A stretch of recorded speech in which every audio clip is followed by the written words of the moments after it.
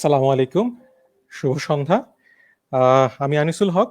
প্রজন্ম 2001 থেকে হচ্ছে আবার আমাদের প্রজন্মের ডাক্তার শো শুরু করছি।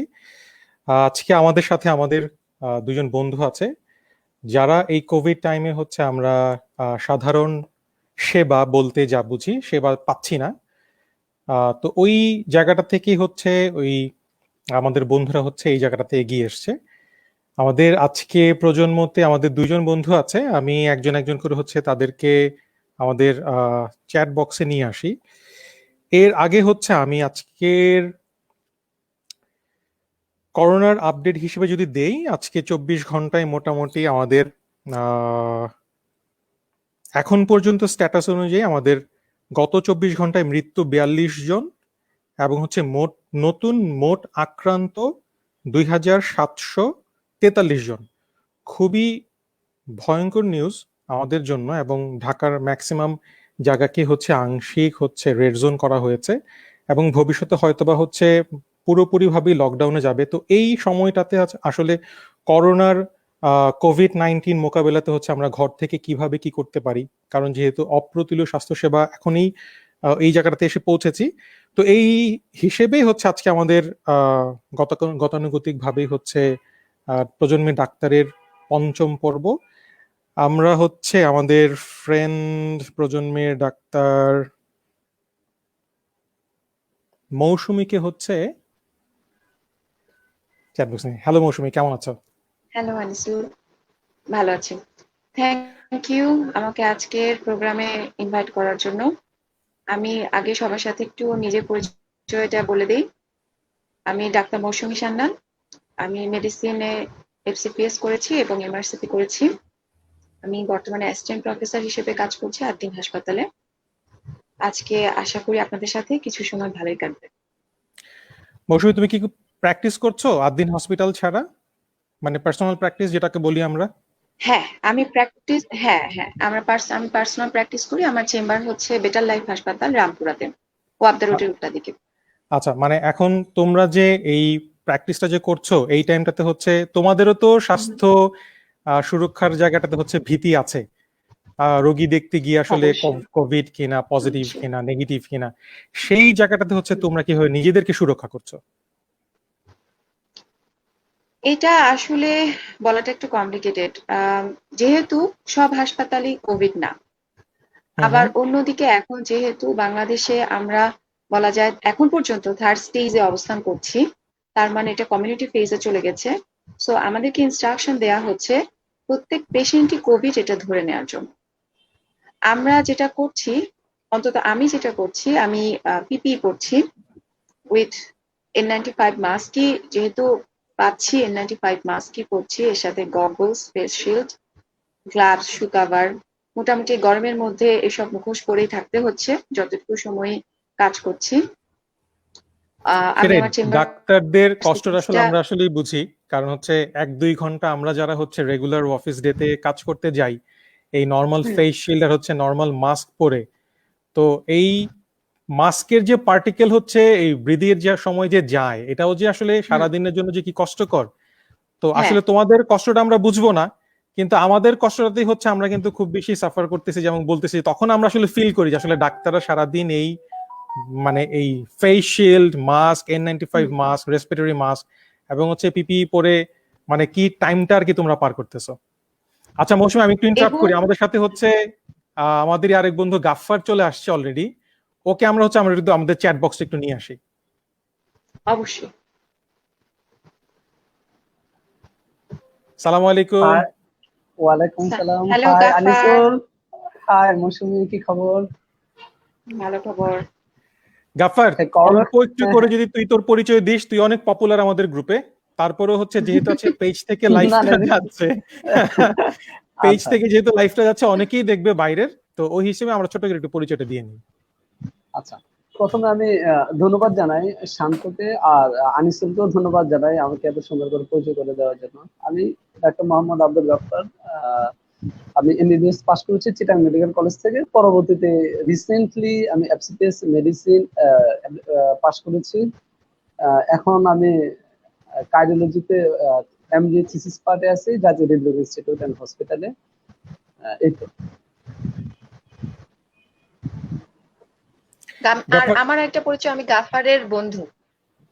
হ্যাঁ, হ্যাঁ, মৌসুমী আমার এই ফ্রেন্ড। আমরা পরিচয়টা একই আসলে এতক্ষণে দেওয়া হয়নি। হ্যাঁ, আমরা একই দুজনে একই মেডিকেল কলেজ থেকে পাশ করেছি মেডিকেল একই সাথে। কলেজের একই বেসমেট।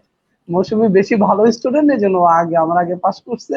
তারপর সে আরো একটা এক্সট্রা ডিগ্রি করছে, সেটা হচ্ছে সে এমআরসিপিও পাস করছে, এটা বিদেশি ডিগ্রি আছে, সে বাইরে রেজিস্টার ডক্টর ইংল্যান্ডে। আমি শুধু বাংলাদেশের রেজিস্টার ডক্টর। আচ্ছা, হ্যাঁ, ঠিক আছে। না, এরকম কিছু না। আমার গাফার এর বিষয়টা হচ্ছে বিসিএস যারা করে, হয়তো তোমরা সবাই জানো, তারা একটু পোস্টিং জনিত জটিলতা থাকে। হুম, ইনফ্যাক্ট আমারও বিসিএস ছিল, আমি যে আসলে আমি জ্ঞান পাপী, বিসিএস ছিল না তা বলবো না, কিন্তু বিভিন্ন কারণে বিসিএস টা কন্টিনিউ করা হয়ে ওঠে নাই, যার জন্য আমি এই দৌড়টাতে একটু এগিয়ে গেলাম। আর গাফার এবং আমার অন্যান্য যারা বন্ধু আছে, তারা বিসিএস পোস্টিং করাতে তারা একটু পরে পাশ করেছে, এই আর কি। এর সাথে আসলে মানে অন্য কিছু হুম, সম্পর্ক নাই। না, না, এটা আমি স্বীকার করি, মৌসুমী আমাদের চেয়ে অনেক ভালো স্টুডেন্ট। আচ্ছা, হ্যাঁ, ঠিক আছে। ওই হিসেবে আমরা খুবই লাকি। দুইজন হচ্ছে জনপ্রিয় এবং হচ্ছে খুবই ভালো ডাক্তার, হচ্ছে আমরা একদম ফ্রিতে পরামর্শ পাচ্ছি। তো প্রজন্মর গ্রুপও হচ্ছে, প্রজন্মর ফ্রেন্ডরাও লাকি যে তোমরা এরকম সময় দিচ্ছ আমাদেরকে এই টাইমটাতে। তো আমরা প্রশ্নবাণে আজকে তোমাদেরকে জর্জরিত করে ফেলবো ফ্রি প্রেসক্রিপশন নেওয়ার জন্য। তো তোমরা মোটামুটি রেডি থাকো। এমনিতে হচ্ছে ওকে। গ্রুপে পোস্ট করার পর অনেকেই হচ্ছে আমাদেরকে নক করেছিল যে বিভিন্ন তারা সমসাময়িক যে প্রবলেমগুলো ফেস করছে এই প্রবলেম নিয়ে হচ্ছে আমাদেরকে প্রশ্ন করতে পারবে কিনা। তো সেই হিসেবেই হচ্ছে অনেকগুলো প্রশ্ন এসেছে, আমরা প্রশ্নের পর্বতে একটু পরে যাব। এর আগে হচ্ছে তোমাদের থেকে প্রজন্মের গ্রুপের আমরা যারা আছি, সাধারণ যারা আমরা হচ্ছে চিকিৎসা ব্যবস্থার সাথে নাই কিন্তু হচ্ছে আমরা চিকিৎসা সেবা নেই রেগুলার, তাদের জন্য কোনো পরামর্শ আছে কিনা? গাফার, তুই প্রথমে শুরু কর তাইলে। আচ্ছা, ঠিক আছে, আমি শুরু করি। সেটা হচ্ছে, তো প্রথমে আনিসুর খুব চমৎকার ভাবে বলেছে, আজকের আপডেটটা দিয়েছে। সে বলেছে যে আজকে নতুন ডায়াগনোসিস, করোনা ডায়াগনোসিস হচ্ছে 2743 জন, এবং আজকে ডেথ অ্যারাউন্ড 42। সো আর মৌসুমী একটু একটু আগে ইনফর্ম করলো যে এখন আসলে করোনা আমাদের থার্ড স্টেজে, একদম কমিউনিটি লেভেলে ট্রান্সমিশন হচ্ছে করোনা ভাইরাস। এক্ষেত্রে দেখা যাচ্ছে যে আমাদের করোনা এবং করোনা রিলেটেড অনেকগুলো কমপ্লিকেশনে আমরা এখন ভুগছি আর কি। আর বাংলাদেশ শুধু করোনাই না, আরো অনেকগুলো, সবগুলো রোগী তো রয়ে গেছে। এখন দেখা যাচ্ছে মাস্কিং ইফেক্ট হচ্ছে আর কি, সবাই করোনা করোনা করতেছে কিন্তু অন্যান্য রোগীগুলো আসলে সাফার হচ্ছে। আমি প্রতিনিয়ত আমার ফ্রেন্ডস, আত্মীয় স্বজন সবার থেকে ফোন পাই, কারো হাইপার টেনশন, কেউ হয়তো ডায়াবেটিস, কেউ ইসকেমিক হার্ট ডিজিজ, হ্যালো। কেউ হয়তো হ্যালো। আহ কোনো কিডনির সমস্যা জটিলতায় ভুগছে, এবং আমাকে হ্যালো। প্রতিনিয়তই ফোন দিচ্ছে, করোনা ছাড়াও। আর করোনার জন্য তো বিভিন্ন জনের ফোন দিচ্ছে। আচ্ছা, আমি প্রথমে একটু করোনার সম্বন্ধে একটু ছোট করে বলি। করোনা যেমন এই যে একটা প্যান্ডেমিক কন্ডিশন, WHO সারা বাংলাদেশে এটা ঘোষণা করছে, সারা পৃথিবীতে। বাংলাদেশে গত 28শে মার্চ বাংলাদেশকে এটা করোনা হিসেবে ঘোষণা করা হয়েছিল, এবং পরবর্তীতে আমরা লকডাউন দেখেছি। তো করোনাতে আমরা যে একটা পেশেন্ট গুলো আমরা ক্লিনিক্যালি আমরা, আমি আসলে ক্লিনিক্যালি বলি, থিওরিটিক্যাল কথা থেকে একটু ক্লিনিক্যাল শব্দগুলো উচ্চারণ করি আমরা, যেহেতু as a physician, as a clinician আমরা ওইগুলো কিভাবে ভাগ করি আর কি। একটা হুম, পেশেন্ট যখন আসে, আমরা করোনাকে সাধারণত 4 ভাগে আমরা চিন্তা করি: মাইল্ড, মডারেট, সিভিয়ার এন্ড হচ্ছে ক্রিটিক্যাল ক্রিটিক্যাল কন্ডিশন। মাইল্ড যে করোনা, এটাই হচ্ছে ম্যাক্সিমাম পেশেন্ট মাইল্ড সিমটম নিয়ে ভোগে। এটাকে আমরা বলি ILE, ইনফ্লুয়েঞ্জা লাইক ইনফেকশন বা ইনফ্লুয়েঞ্জা লাইক সিমটম। এক্ষেত্রে পেশেন্ট গুলো একটু জ্বর জ্বর গলা ব্যথা থাকে, একটু কাশি, সর্দি। ম্যাক্সিমাম আমি আমি কিন্তু সত্যি কথা বলতে কি, এই ধরনের কলগুলোই বেশি পাচ্ছি, ইনফ্লুয়েঞ্জা লাইক সিমটম। এটার জন্য কিন্তু আমাদের খুব বেশি অধীর হওয়ার কিছু নাই। এটার জন্য আমাদের সিম্পল যে মেজারমেন্ট গুলো আমরা নেই, এগুলো নিলেই হবে, যেমন আচ্ছা, সোশ্যাল এই ডিস্টেন্সিং। ক্ষেত্রে গাফফার আমার একটা প্রশ্ন ছিল। সেটা আচ্ছা, হচ্ছে হ্যাঁ, বলো। ধর আমার যদি সিমটম চলে আসে যে নর্মাল ইনফ্লুয়েঞ্জার, আমি আচ্ছা, জ্বর আসলো ইনফ্লুয়েঞ্জা লাইক। বা হচ্ছে হ্যাঁ। সর্দি আসলো, হুম। সেক্ষেত্রে কি আমার হচ্ছে এখন যেহেতু টেস্ট খুবই অপ্রতুল এবং হচ্ছে টেস্ট করাটাতেও রিস্ক লেভেলটা বেড়ে যায়, তাহলে হচ্ছে অ্যাজ এ ফিজিশিয়ান হিসেবে এই সময়ের জন্য আমাদের কি টেস্ট করানোতে যাওয়া উচিত, নাকি হচ্ছে বাসাতেই হচ্ছে আমরা প্রাইমারি চিকিৎসা বা হচ্ছে শুরু করে দেওয়া যাবে, বা এই কি আচ্ছা, করা আমি উচিত তোমার আসলে? কোশ্চেন আমি তোমার কোশ্চেন বুঝতে পারছি, খুব চমৎকার কোশ্চেন। হ্যাঁ, আসলে আমাদের যে লো রিসোর্স, আমাদের লো সোসিওইকনমিক কন্ডিশন, লো রিসোর্সের একটা দেশে এটা আসলে চাইলেও যে এত ইনভেস্টিগেশন আমরা চাইলেও কিন্তু করতে পারবো না। আমরা হয়তো বলতে পারবো দেশের মানুষের, দেশের সরকার ব্যবস্থাপনা নিয়ে বিভিন্ন আমরা অভিযোগ দিতে পারবো, কিন্তু আসলে ইট ইজ নট পসিবল। এক্ষেত্রে আমাদের এখন আমরা চিন্তা করি যে প্রত্যেকটা রুগী এখন ইনফ্লুয়েঞ্জা সিমটম আসে, প্রত্যেকটা রুগীকে আগে আমরা করোনা ধরবো, আমরা চিন্তা করবো ইট ইজ এ করোনা, দেন আমরা হুম এভাবেই ট্রিট করব। তারপরে যদি সে করোনা না হয় তাহলে ঠিক আছে, তাহলে তার জন্য তো ভালো, আমার জন্য ভালো, পেশেন্টের জন্য ভালো। এক্ষেত্রে কি করি আমরা, যদি এরকম ইনফ্লুয়েঞ্জার মতো যে সর্দি কাশি জ্বর গলা ব্যথা নিয়ে আসে, আমরা একটু আইসোলেশন থাকার চেষ্টা করব, সোশ্যাল ডিস্টেন্সিং মেনটেন করার চেষ্টা করব, সম্ভব হলে একা একটা রুমে থাকবো। আমরা ফ্যামিলির অন্যান্য মেম্বার গুলাকে যারা এক্সট্রিম এজ অফ লাইফ, যেমন ইল্ডারলি পেশেন্ট, একদম ইনফ্যান্ট, এই বাচ্চাগুলোর কাছে যাব না। যাদের কোমরবিডিটি আছে, যেমন hypertension, diabetes, skin heart disease, তাদের থেকে একটু একটু আমরা দূরে থাকার চেষ্টা করব। আর হচ্ছে আমরা একটু সবসময় একটু ইয়ে করবো যে সবসময় হাত ধোবো, এবং কফ দেওয়ার সময় ফ্লেক্স এলবো দিয়ে এইভাবে এরকম এই জিনিসগুলো আমরা মেনটেন করার চেষ্টা করব। তারপরে আমাদের পার্সোনাল হাইজিন খুব ইম্পর্টেন্ট, আসলে কিন্তু ইম্পর্টেন্ট পার্সোনাল হাইজিন, একমাত্র এটাই এই হচ্ছে আমাদের প্রিভেনশনের একটা সবচেয়ে সহজ উপায়। তারপর হচ্ছে আমরা কিছু এরকম যদি ইনফ্লুয়েঞ্জা লাইফে আমরা কিছু ছোট ছোট একটা ওষুধ দিতে পারি, কিছু ছোট ছোট ওষুধ ইউজ করি, যেমন প্যারাসিটামল দিই, একটু অ্যান্টিহিস্টামিন দিতে পারি। আমরা বলি যে বারবার গরম পানি খাবেন, গরম একটু চাও খাইতে বলি আমি মাঝে মাঝে সবাইকে। আর কিছু তুমি একটা কোশ্চেন করছো আমাকে ইনভেস্টিগেশন করাবো কিনা। হুম প্রথম কথা হচ্ছে যে এটা করোনার জন্য আমরা শুধু ইনভেস্টিগেশন আমরা তিনটা ভাগে ভাগ করি। একটা পেশেন্টের যদি একটা করোনা আসে, আমরা ইনভেস্টিগেশন তিনটা লেভেলে চিন্তা করি। প্রথম হচ্ছে করোনা ডায়াগনোসিসের জন্য স্পেসিফিক ট্রিটমেন্ট, আমরা কিছু হচ্ছে সাপোর্টিভ ইনভেস্টিগেশন দিয়েও কিন্তু আমরা করোনা সাসপেক্ট করতে পারি। হ্যাঁ, সে ইনভেস্টিগেশন গুলো দিয়েও আমরা কিন্তু বুঝতে পারি সে হ্যাঁ এটা করোনা হতে পারে।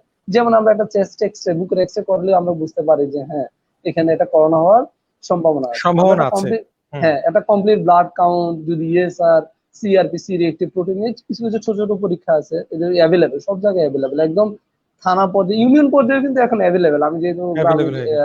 হুম দেখে চাকরি করছি, আমি এই জিনিসগুলো দেখছি আর কি। এগুলো দেখেও কিন্তু আমরা করোনা সাসপেক্ট করতে পারি, এবং আমরা কিন্তু ভালোই ধরতে পারি এগুলো দিয়ে।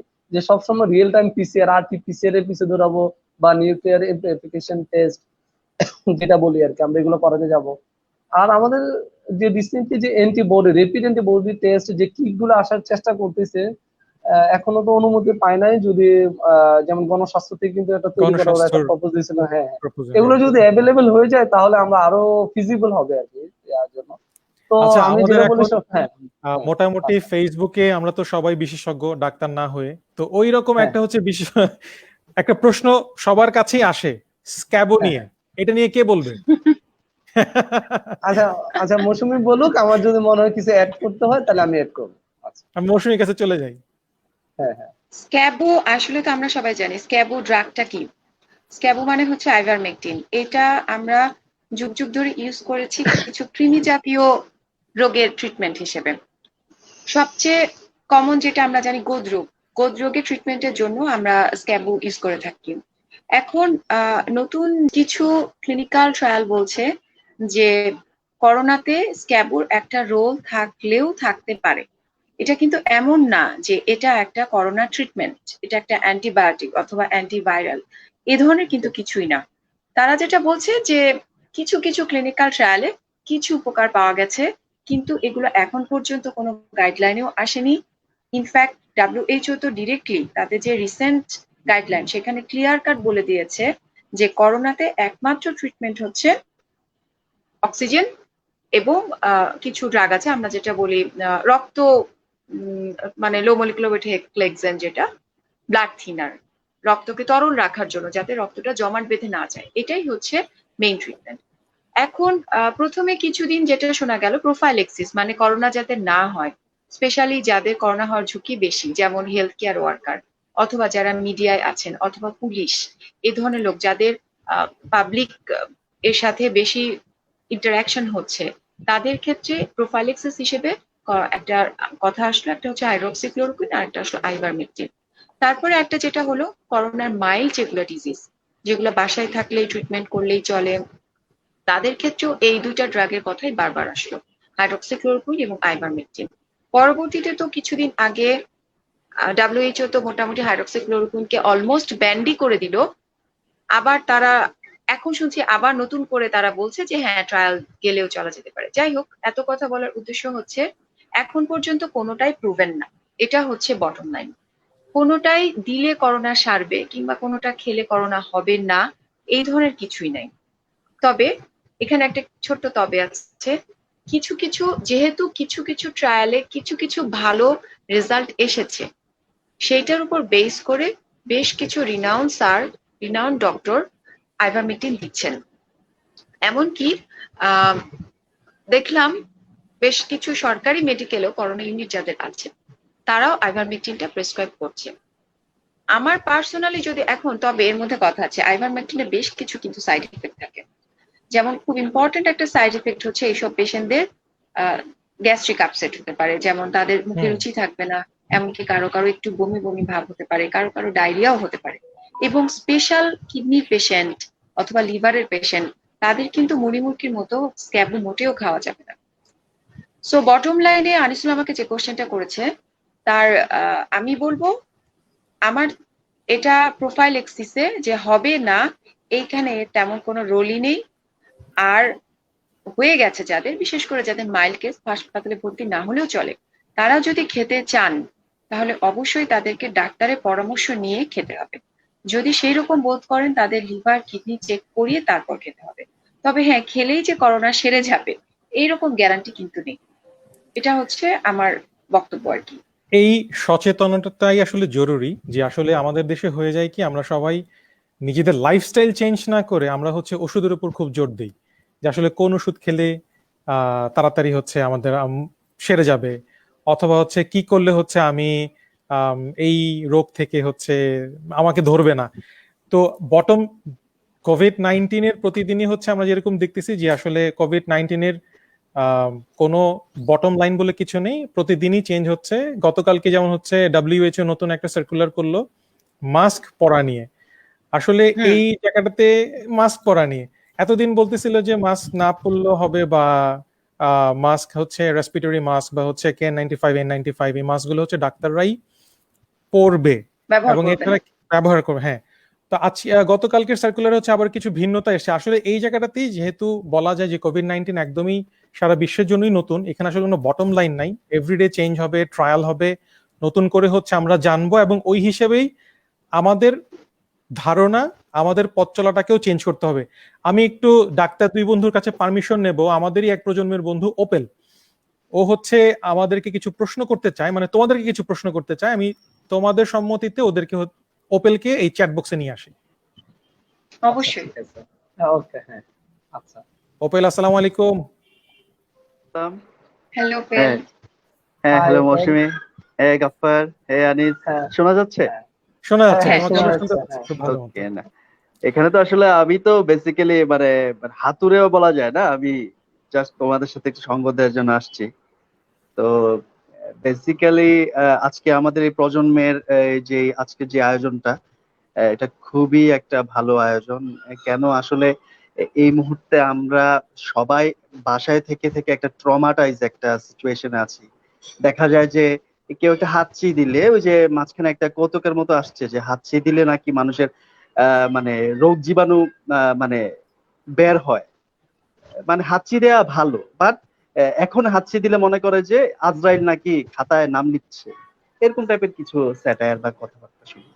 তো যাই হোক, তো আমার মনে হয় আমি অলরেডি লাইভের যারা কমেন্ট করছে আমাদের বন্ধুরা, অনেকেরই কোশ্চেন দেখলাম, তো তাদের কোশ্চেন গুলোর মতোই আমার এই কোশ্চেনটা। যেমন প্রথমত আমি একটা কোশ্চেন করতে চাই, এই যে আমরা একটু আগে আনিস বললো মাস্ক ইউজ করার ব্যাপারে, প্রথমে বলেছিল যে মানে শুধু ডক্টররাই করবে, আম জনতার করার দরকার নেই। তো এখন যে মাস্ক আমরা ইউজ করি বেসিক্যালি সার্জিক্যাল মাস্কটা, তা আমরা আসলে মাস্ক কিভাবে আমরা নাকে ইউজ করব আর কি, মানে এই জিনিসটা সম্পর্কে একটু তোমাদের কাছে জানতে চাচ্ছি, যে সার্জিক্যাল হোক কিংবা একটু মিনিমাম লেভেলে KN95, যেটা অনেকেই আমাদের দেখি ইউজ করছে, যেহেতু এটা 100-150 টাকা দাম। তো এই দুটোকে বা কিভাবে আমরা একটা মাস্ক ইউজ করার একটা আইডিয়াল কোনো পজিশন আছে কিনা, বা কিভাবে বা এটা ইউজ করা যাবে কিনা একটু জানতে চাচ্ছি তোমাদের কাছে। আচ্ছা, আমি শুরু করি। প্রথম কথা হচ্ছে মাস্ক আমি কেন পড়ছি এটা আমাকে আগে বুঝে নিতে হবে। মাস্ক পরা দুটো কারণ, একটা হলো আমার যদি হাঁচি কাশি থাকে, ধরে নিলাম যে আমি একজন করোনা রোগী, হয়তোবা আমি অ্যাসিমটোমেটিক। সিমটোমেটিক যদি হতাম তাহলে তো ডেফিনেটলি আমি বুঝেই যেতাম অ্যাসিমটোমেটিক, আমি জাস্ট খালি করোনা জীবাণুটা বহন করছি। এখন আমি মাস্ক পরবো যাতে আমার খালি যে হাঁচি কাশি সেটা না, আমি যখন কথা বলি তখন আমার অজান্তেই দেখা যায় যে আমার স্যালাইভা দু এক ফোঁটা কিন্তু বের হয়ে যেতে পারে, বা আমি জোরে একটা নিঃশ্বাস নিলাম, অথবা আমি দীর্ঘশ্বাস ফেললাম, যে কোনো কারণেই হোক আমার মুখ অথবা নাকের মধ্যে থেকে ড্রপলেট গুলা বের হয়ে যেতে পারে। এটাকে প্রিভেন্ট করার জন্য, এটা যাতে আমার আশপাশে যারা আছে, আমার আহ পরিবার, আমার পরিজন, আমার আশপাশে আমার কলিগ, তাদেরকে আক্রান্ত না করতে পারে, এটা হলো মাস্ক পরার 1 নম্বর উদ্দেশ্য। আর দ্বিতীয় ক্ষেত্রে আমার উদ্দেশ্য হচ্ছে, আমার যদি কোনো ধরনের অসুখ না হয়ে থাকে, করোনা না হয়ে থাকে, আশপাশে যারা আছে, যেহেতু আমরা এখন জানি না কার করোনা আছে কার করোনা নেই, তাদের ড্রপলেট গুলা যাতে আমার শরীরে না আসে, এই জন্য আমি মাস্ক পরছি। মাস্ক পরতে হলে কাজে এই দুইটা যেহেতু আমার কর্তব্য, কাজে অবশ্যই আমাকে আমার নেজাল ক্যাভিটিটা ঢেকে রাখতে হবে এবং অবশ্যই মুখটা ঢেকে রাখতে হবে। সার্জিক্যাল মাস্ক যেগুলো আমি প্রেফার করি, কিছু কিছু সার্জিক্যাল মাস্ক আছে যাদের এখানে একটা নোজ স্লিপ থাকে, ঠিক আছে, কেনার সময় আমি বলবো যে এটা একটু দেখে নেয়ার জন্য। এখন কিন্তু বাজারে বেশ 2 নম্বর মাস্ক পাওয়া যাচ্ছে, এইটা অবশ্যই আমাদের খুব খুব কেয়ারফুল হতে হবে। স্পেশালি বিভিন্ন হাসপাতালে ডাক্তার নার্সরা ইউজ করছেন, পরে ওগুলা হয়তো বিনে ফেলে দিচ্ছেন, সেগুলা পরবর্তীতে দেখা যায় উঠিয়ে নিয়ে সেগুলা একবার ধুয়ে ইউজ করা হচ্ছে। কাজেই মাস্ক কেনার সময় ভালো দোকান থেকে কিনতে হবে, এবং ইনট্যাক্ট এখন ওই যে 100টা করে প্যাকেট পাওয়া যায়, এরকম কেনাই ভালো, এবং নো স্লিপ আছে, এই জায়গাটা টাইট হয়ে থাকবে, এইরকম কেনাটা ভালো। এটা গেল 1 আচ্ছা। নম্বর।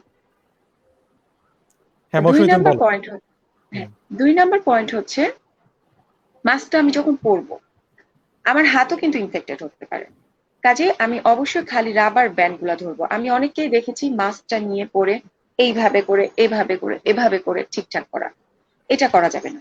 মাস্কে আমি হাত দিব খালি রাবার ব্যান্ডটায়, আমি ধরে রাবার ব্যান্ডটা দিয়ে কানের পাশে সেট করে দিব। যদি কোনো কারণে আমার হয়তো কারো কেউ শুকনা, কারো আমি দেখেছি অনেকেরই মাস্ক ঝুলে ঝুলে পড়ে যাচ্ছে, এই ক্ষেত্রে যেটা করতে হবে, এখানে ক্রস করে এই যে রাবার ব্যান্ডটা, এটাকে ক্রস করে যদি আমি একটু নেই তাহলে কিন্তু ওটা টাইট হয়ে থাকে। ঠিক আছে, আমি বুঝাতে পেরেছি মনে হয় না? এরকম করে ক্রস করে নিলে, মানে ব্যান্ডটাকে একটু ঘুরিয়ে নিলে ওটা ক্রস হয়ে যায়, তখন এটা বেশ টাইট ফিট হয়ে থাকে। তারপরে আমি নো স্লিপটা একটু টাইট করে দিব উপর থেকে হালকা ধরে। সবচেয়ে ভালো এই সময় যদি আমি গ্লাভস পরে থাকি, গ্লাভস যে সার্জিক্যাল গ্লাভস হতে হবে তা না, যে কোনো নর্মাল গ্লাভস হলেও চলবে, অথবা জাস্ট ক্লিন হ্যান্ড।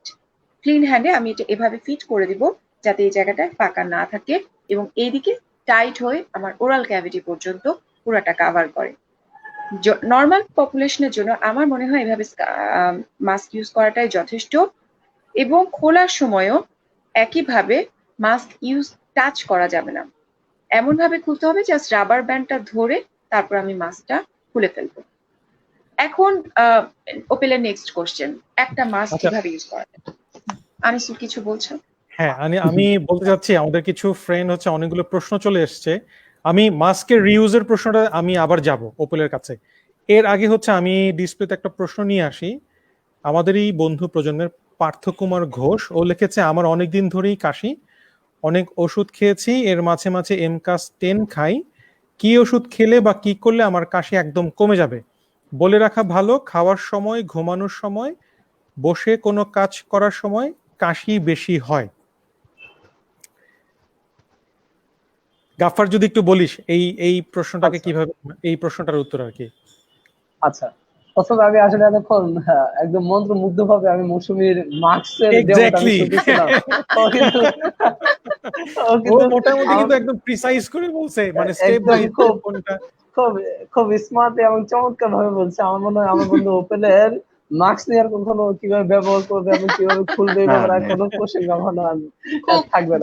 বেশি ডিটেইল আলোচনা হয়ে না না গেছে না মাস্ক না নিয়ে। খুব না না খুব ভালো দরকার বলছে। ছিল, এটা দরকার ছিল, প্রত্যেকটা এটা খুব কন্টেন্টই দরকার। ইম্পর্টেন্ট কথা বলছে সে। আচ্ছা, তারপর যে পার্থ ঘোষ যে কোশ্চেনটা করছে, আমি কোশ্চেনটা দেখেছি। আমি একটু জানতে চাই ওকে আগে থেকে অ্যাজমা আছে কিনা, ব্রঙ্কিয়াল অ্যাজমা আছে কিনা, এটা তো আমার একটু জানা দরকার। আর দ্বিতীয় কথা হচ্ছে ওর অনেকদিন ধরে কাশি, সে বলতেছে সবসময় যে কোনো কাজের সময় কাশি হচ্ছে, শুধু অ্যামকাস খায় মাঝে মাঝে। আমার মনে হয় অ্যামকাসটা সে দীর্ঘ আরো কিছুদিন কন্টিনিউ করুক, দীর্ঘদিন কন্টিনিউ করুক। সাথে আমি কি একটু ওষুধের কথা বলে দিতে পারি, সে একটু হিস্টামিন টোফেন প্রতিদিন রাতে একটু করে খাক। আর কাশিটা যেহেতু বেশি দিতেছে, আমি আর যেহেতু করোনা একটা সেকেন্ডারি ইনফেকশন হচ্ছে কিনা, একটা অ্যান্টিবায়োটিকও আমি প্রেসক্রাইব করতে চাই। সেক্ষেত্রে একটু এজিথ্রোমাইসিন 500 মিলিগ্রাম করে দিন একটা করে 7 দিন খাবে। আর আমি চাই সে একটা বুকের এক্সরে করে, বা আমার যদি প্রয়োজন আমার মেসেঞ্জারে একটা বুকের এক্সরে তুলে যদি আমাকে পাঠায়, আমি একটু এক্সরে দেখতে চাই। আর যদি অ্যাজমা থাকে তাহলে তাকে কিন্তু ইনহেলার ইউজ করা লাগতে পারে, সে অনেকদিন ধরে কাশির কথা বলছে, একটু ব্রঙ্কো ডায়ালিটিস হিসেবে অ্যাজমাসল ইনহেলার হয়তো লাগতে পারে। আমার মনে পার্থ, হয় আমার মনে হয় গাফফার তোমার হচ্ছে আহ, কিছুটা প্রেসক্রাইব করতে পেরেছে, যেহেতু তুমি ফুল হিস্ট্রি এখনো দাওনি। তারপর হচ্ছে হ্যাঁ গাফফার সেই সুযোগটাও তোমাকে করে দিছে যে তুমি যদি এক্সরে হচ্ছে গাফফারকে পাঠাও, গাফফার হচ্ছে তোমাকে পরামর্শ দেবে। আচ্ছা, আমি তাহলে হ্যাঁ। আহ, কয়েকটা কুইক হচ্ছে প্রশ্ন নিয়ে নিচ্ছি। আচ্ছা, হ্যাঁ, কোশ্চেন দাও, অসুবিধা নেই। হ্যাঁ, ইমিউনিটি বেশি করার জন্য অনেকে ওষুধ খেতে বলেছে। আমরা কি খেতে পারি, মানে আমরা খেতে পারবো কিনা, মানে ইমিউনিটি বুস্ট করার জন্য, বা উচিত এটা হবে কি কি? এটা আমি কি বলবো না মৌসুমি বলবো? মৌসুমি খুব ভালো বলে, ও বলুক। মৌসুমী বলুক, মৌসুমী বল। হ্যাঁ, হ্যাঁ। ইমিউনিটি বুস্ট আপ করার জন্য প্রথমত আমার মনে হয় ওষুধ খাওয়ার চেয়ে আমরা লাইফস্টাইল মডিফিকেশনটাকে বেশি গুরুত্ব আসলে দিতে কোনো পারি। ওষুধই আসলে কারণ কিছু নাই নাই, আর কি। ডায়াবেটিস নাই, যদি না থাকে, কোনো রাইট। ইমিউনোসাপ্রেসিভ কোনো ডিজিজ বা ড্রাগ যদি না থাকে খায় সে, যেমন স্টেরয়েড যদি কোনো কারণে সে ইউজ না করে, কোনো যদি ইনফেকশন যেমন আমরা যেটা এইচআইভি টিউবারকুলোসিস এগুলো আমরা একটু চিন্তা করি, যদি ডায়াবেটিস না থাকে, তাহলে নর্মাল তো ইমিউনিটি ভালোই থাকার কথা আর কি। তাও ভালোই থাকার অবশ্যই কথা। বাকিটা বলো। হ্যাঁ, হ্যাঁ, আচ্ছা বল। তো হ্যাঁ, সে আসলে লাইফস্টাইলটাই ফিজিক্যাল মেইন এক্সারসাইজ, ইম্পর্টেন্ট। সবাই একটু ভিটামিন সি জিঙ্ক ট্যাবলেটের কথা বলে, তো এই জন্য মনে হয় সে এই ধরনের কোশ্চেনটা করছে আর তারপরে কি, ডি সে কিন্তু রাইস, বলতে পারে। নতুন ট্রেন্ড Right. D rice. হ্যাঁ। ও আচ্ছা, ডি রাইস ডিরাইসটা কি খাওয়ার জন্য প্রিমাকিভ সবাই। যেটা হচ্ছে, আচ্ছা প্রিমরোজ অয়েল যেটা, ওটা এটা ডিরাইস। না, এটা হচ্ছে না, তোর ও vitamin vitamin D. K, D 4000 D D vitamin D, vitamin D, 4000। Vitamin D. Vitamin D, আচ্ছা আচ্ছা, ঠিক আছে, ঠিক আমার আছে, ভিটামিন। মামারা রেগুলার আমাকে ফোন করে করে জিজ্ঞেস করতেছেন ভিটামিন ডি ডিরাইস খাবো খাবে কিনা? কিনা। হ্যাঁ, ডি না, রাইস। সপ্তাহে আমার এক মনে বেলা করে। আমার মনে হয় এটা তো একটু সূর্যের আলো দিয়ে পাওয়া যাবে, সে তাও ইউজ আমি করলে বললাম করতে পারে। যে এত এই ডি রাইস খাওয়ার চেয়ে তোমরা একটু ছাদে হাঁটাহাঁটি করো আর একটু বাদাম খাও। ওই ডি রাইস কেনার চেয়ে এটাই মনে হয় ভালো হবে। আচ্ছা, এই ডিরাইস হ্যাঁ, নিয়ে যদি হচ্ছে ডিরাইজের বদলে যেটা মানে দুইজনই তোরা বললি যে ছাদে হাঁটাহাঁটি এবং হচ্ছে বাদাম খাওয়া, এটা নিয়ে যদি ছোট করে যদি তোরা একটু বলিস, মানে আসলে কি করা উচিত? মানে ভিটামিন ডি, আমি যদি ডি রাইস না না না খেয়ে হচ্ছে কোনো এক্সট্রা সাপ্লিমেন্ট না নিয়ে যদি রেগুলার লাইফ থেকে নিতে চাই, কিভাবে করা উচিত বা কিভাবে করা যায়? আচ্ছা আমি এটা এভাবে খুবই একটু, সহজ। আচ্ছা না ঠিক আছে, একটু হ্যাঁ, বলি, গাফার বল, একটু বলি। গাফার বল। আচ্ছা, আমি ওই ডিরাইস দিয়ে এই জন্য এটা আমার একটা থিসিস ছিল, এই জন্য একটু থিসিস ছিল, তো আমি একটু কথা বলি এই ব্যাপারে। আমি এটা নিয়ে একটা ডিজার্টেশন আমার টপিকসে ছিল এটা। সেটা হচ্ছে কি, সূর্যের আলোতে একটা নির্দিষ্ট আলট্রা ভায়োলেট রের একটা রেঞ্জের মধ্যে যদি সূর্যের আলো আমাদের শরীরে যায়, তাহলে কিন্তু আমাদের ভিটামিন সিনথেসিস নর্মালি সিনথেসিস হয়। সেক্ষেত্রে আমরা বলি সকালবেলা সূর্যের আলোতে সে একটু যদি বসে আধা ঘন্টা, একটু সকালবেলা সূর্যের আলোতে বসতে কিন্তু ভালো লাগে। আমি কড়া হ্যাঁ, রোদের মধ্যে বসতে বলছি না, সে একটু বসবে, এটা হাঁটাচলা করলে এতে ভিটামিন ডি সিনথেসিস হবে। কিন্তু রিসেন্টলি ভিটামিন ডি সম্বন্ধে কিন্তু অনেক কথা চলে আসছে। এটা ইমিউনিটি বাড়ায় মানুষের, ইভেন বলা হচ্ছে সেলের ডেথ, মানে আমাদের সেলের ডেথও অনেক সময় কমায় ভিটামিন ডি, আমাদের বোনের স্ট্রেংথ বাড়ায়। অনেকগুলো কথা আছে কিন্তু ভিটামিন ডি নিয়ে, এটা নিয়ে আলোচনা করলে পরে একটা বড় একটা টপিকে কথা বলা যাবে। মৌসুমী একটু আচ্ছা, আমরা আরেকটা। না, সেক্ষেত্রে কি হচ্ছে আমরা যে কোনো সময় হচ্ছে সূর্যের আলো গায়ে মাখতে পারবো, না, নাকি সময় আমি হচ্ছে সকালের দিকে, particular কোথায় হচ্ছে? হ্যাঁ সকালের দিকে বলতে পারি, সকালের আরো দিকে আরো মাখবো। যদি স্পেসিফিক করে আমরা বলি, গাফার খুবই সুন্দর বলছে। আর আমরা সবাই জানি, আনিসুল জানে, ওপেল জানে যে গাফার কিন্তু, আমরা যখন মেডিকেলে ছিলাম গাফার অনেক বড় বড় মোটা মোটা বই পড়তো। কাজে তার ডিটেল জ্ঞান প্রচুর বেশি মাত্রায় ডিটেল আর আপনার কি। হচ্ছে পড়ুয়া। আচ্ছা, যাই না হোক, না গাফার লজ্জা পাচ্ছে। না না না না, আচ্ছা, আচ্ছা। আমরা যে টপিক নিয়ে আলাপ হচ্ছিল ভিটামিন ডি, আমার যেটা মনে হয়, আমি এখানে যদি একটু সমালোচনা করি, এই আইডিয়া গুলো আসলে বিদেশি কান্ট্রির, যাদের সূর্যের আলো নেই।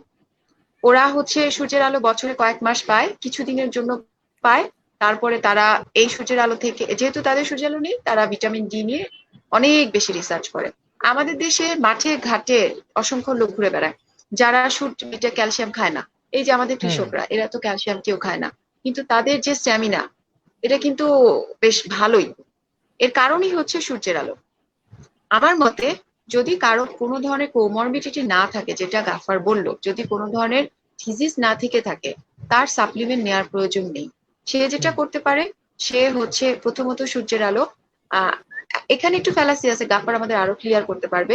একটা সময় বলা হতো যে 11টার আগ পর্যন্ত 11টার সূর্যের আগ আলোটা পর্যন্ত ভালো, ভালো। কিন্তু গাফার আমি একেবারে রিসেন্টলি কিছু আমার ভিটামিন ডি আমি একটা কাজ করলাম। আমি প্রি মেনোপজাল লেডিদের উপর আমার একটা আর্টিকেল আছে, ওটা পড়তে গিয়ে আমি দেখলাম 11টা থেকে 3টা কিন্তু এখন বলছে, এখন তুই যেটা ভালো বলিস, সকাল 11টা আচ্ছা থেকে ঠিক আছে হ্যাঁ 11টা থেকে 3টা এই সময় আধ ঘন্টা করে লাগাতে হবে। এবং এখানে বডি সার্ফেস এরিয়ারও একটা হিসাব আছে, এত জটিল হিসেবে আমি যাচ্ছি না। কমনলি আমরা যেভাবে মোটামুটি ছাদে যাই, অর্থাৎ ফেস এবং মোটামুটি কনুই পর্যন্ত, তারপরে গোড়ালি পর্যন্ত আমরা যেভাবে কমনলি যাই, এটুকু এক্সপোজ করে আধা ঘন্টা 40 মিনিট যদি আমরা লাগাতে পারি, দ্যাট শুড বি এনাফ। ছাদে না গিয়ে আমরা বড় বারান্দাতে বসলেও চলবে, কিন্তু ইয়া রাখতে হবে যে পরে ডিহাইড্রেটেড হয়ে মাথা ঘুরে গেলে কিন্তু হবে না। প্রচুর হাইড্রেশন, প্রচুর পানি খেতে হবে এরপরে। 2 নাম্বার হচ্ছে ফুড। ফুডের মধ্যে আমি বলবো নাট, বাদাম খুবই সহজলভ্য, খুবই কম দামি, কিন্তু প্রচুর মাত্রায় ভিটামিন ডি থাকে। নাট প্রত্যেকদিন আমরা একটা হিসাব করে দেখেছি, কেউ যদি প্রত্যেকদিন 10টা করে বাদাম খায়, কাজু বাদাম না, নর্মাল সিম্পল বাদাম রেগুলার 10টা করেও সে খায়, দ্যাট ইজ এনাফ। গাফার কিছু যদি অ্যাড করতে চাস। আর না না ও এটার আমি হ্যাঁ একেবারে খুব প্রিসাইজলি বলে দিচ্ছি যে না না 10টা বাদাম চমৎকার ভালো চমৎকার ভালো ঠিক বলছো আছে। এছাড়া তো আমরা সবাই জানি মাছে, সামুদ্রিক মাছে আরো বেশি, তারপরে দুধ দুধে, ডিমে, মাংসে, নর্মাল তার এগুলো মানে আমরা যা খাই। যদি হচ্ছে বটম লাইন বলি, দুধ, ডিম, বাদাম যেগুলো আসলে আমরা রেগুলার খাই, সেই খাবারগুলোর মধ্যে আসলে ভিটামিন ডি আছে। রাইট। আচ্ছা, না আমি খুবই আসলে এখানে একটা কথা এখানে add করি কি, আমি এই ধরনের ওই সাপ্লিমেন্টারি ফুড যেমন ভিটামিনের জন্য বা ইমিউনিটি বাড়ানোর জন্য এই ধরনের সাপ্লিমেন্টারি ফুড গুলো আমি আসলে নিজে পার্সোনাল প্রেসার করতে চাই না, কারণ দেখা যায় কি মানুষ না এই ওষুধগুলো কিনতে যে টাকা খরচ করে ফেলে, দেখা যায় আলটিমেটলি আমার যে স্পেসিফিক কিছু ট্রিটমেন্ট লাগবে সেগুলো পায় না। যে সেগুলো একটা হ্যাঁ, পেশেন্ট ভিটামিন ডিরাইস ডিরাইস পেশেন্ট কিন্তু বেশ কস্টলি। ডিরাইস কিন্তু খুব একটা কম দামি ওষুধ না, কিন্তু মানুষ ডিরাইস এবং আমি গাফার খোঁজ হয়তো আরেকটা জিনিস। নিয়েছিলাম, 300 টাকা হচ্ছে হ্যাঁ এক পাতা। হ্যাঁ, তাহলে ডিরাইস বেশ সেক্ষেত্রে কস্টলি। আমি এরকম দেখছি একটা পেশেন্ট স্ট্রোকের পেশেন্ট, সাথে তার হচ্ছে খিঁচুনি রোগ আছে, সেক্ষেত্রে দেখা যায় কি সে ভিটামিন ডি ট্যাবলেট কিনে তার টাকা শেষ, সে খিঁচুনির ওষুধটা সে কিনে নাই, অথবা স্ট্রোক ওটা হ্যাঁ তো অ্যালাউ নেই।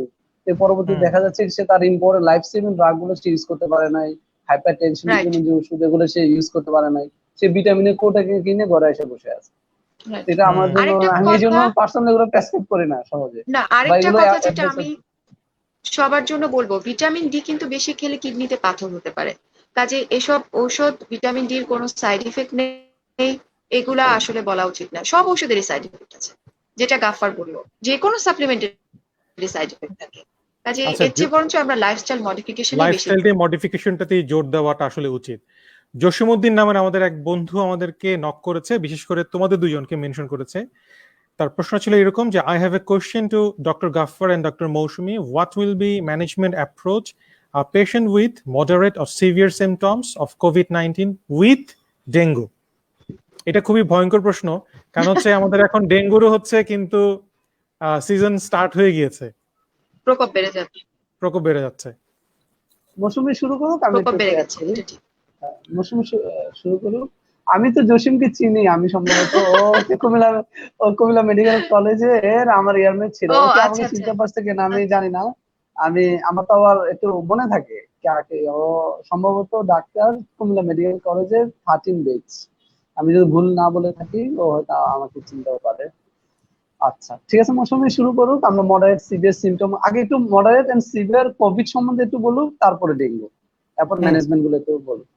আর নাহলে আমি একটু শুরু করে দিই, তাহলে মৌসুমী শুরু করতে পারে। হ্যাঁ হ্যাঁ হ্যাঁ হ্যাঁ হ্যাঁ আচ্ছা হ্যাঁ, গাফা শুরু কর।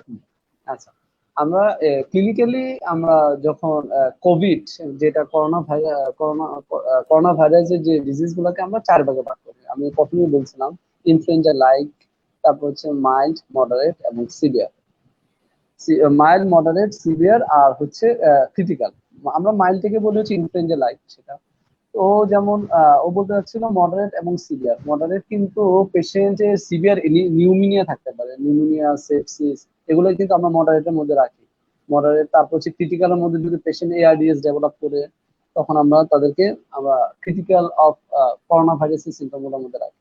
যেমন যদি একটা পেশেন্ট যদি সিভিয়ার অথবা মডারেট এই লেভেলে যদি আমরা একটা পেশেন্ট করোনা নিয়ে আসি, তখন আমরা কিন্তু অক্সিজেন স্যাচুরেশন, অক্সিজেন সাপ্লিমেন্টেশন দিয়ে দেওয়া, percentage of oxygen if less than 93%, তখন কিন্তু আমরা অক্সিজেন দিই ইনিশিয়ালি 5 লিটার পার মিনিট।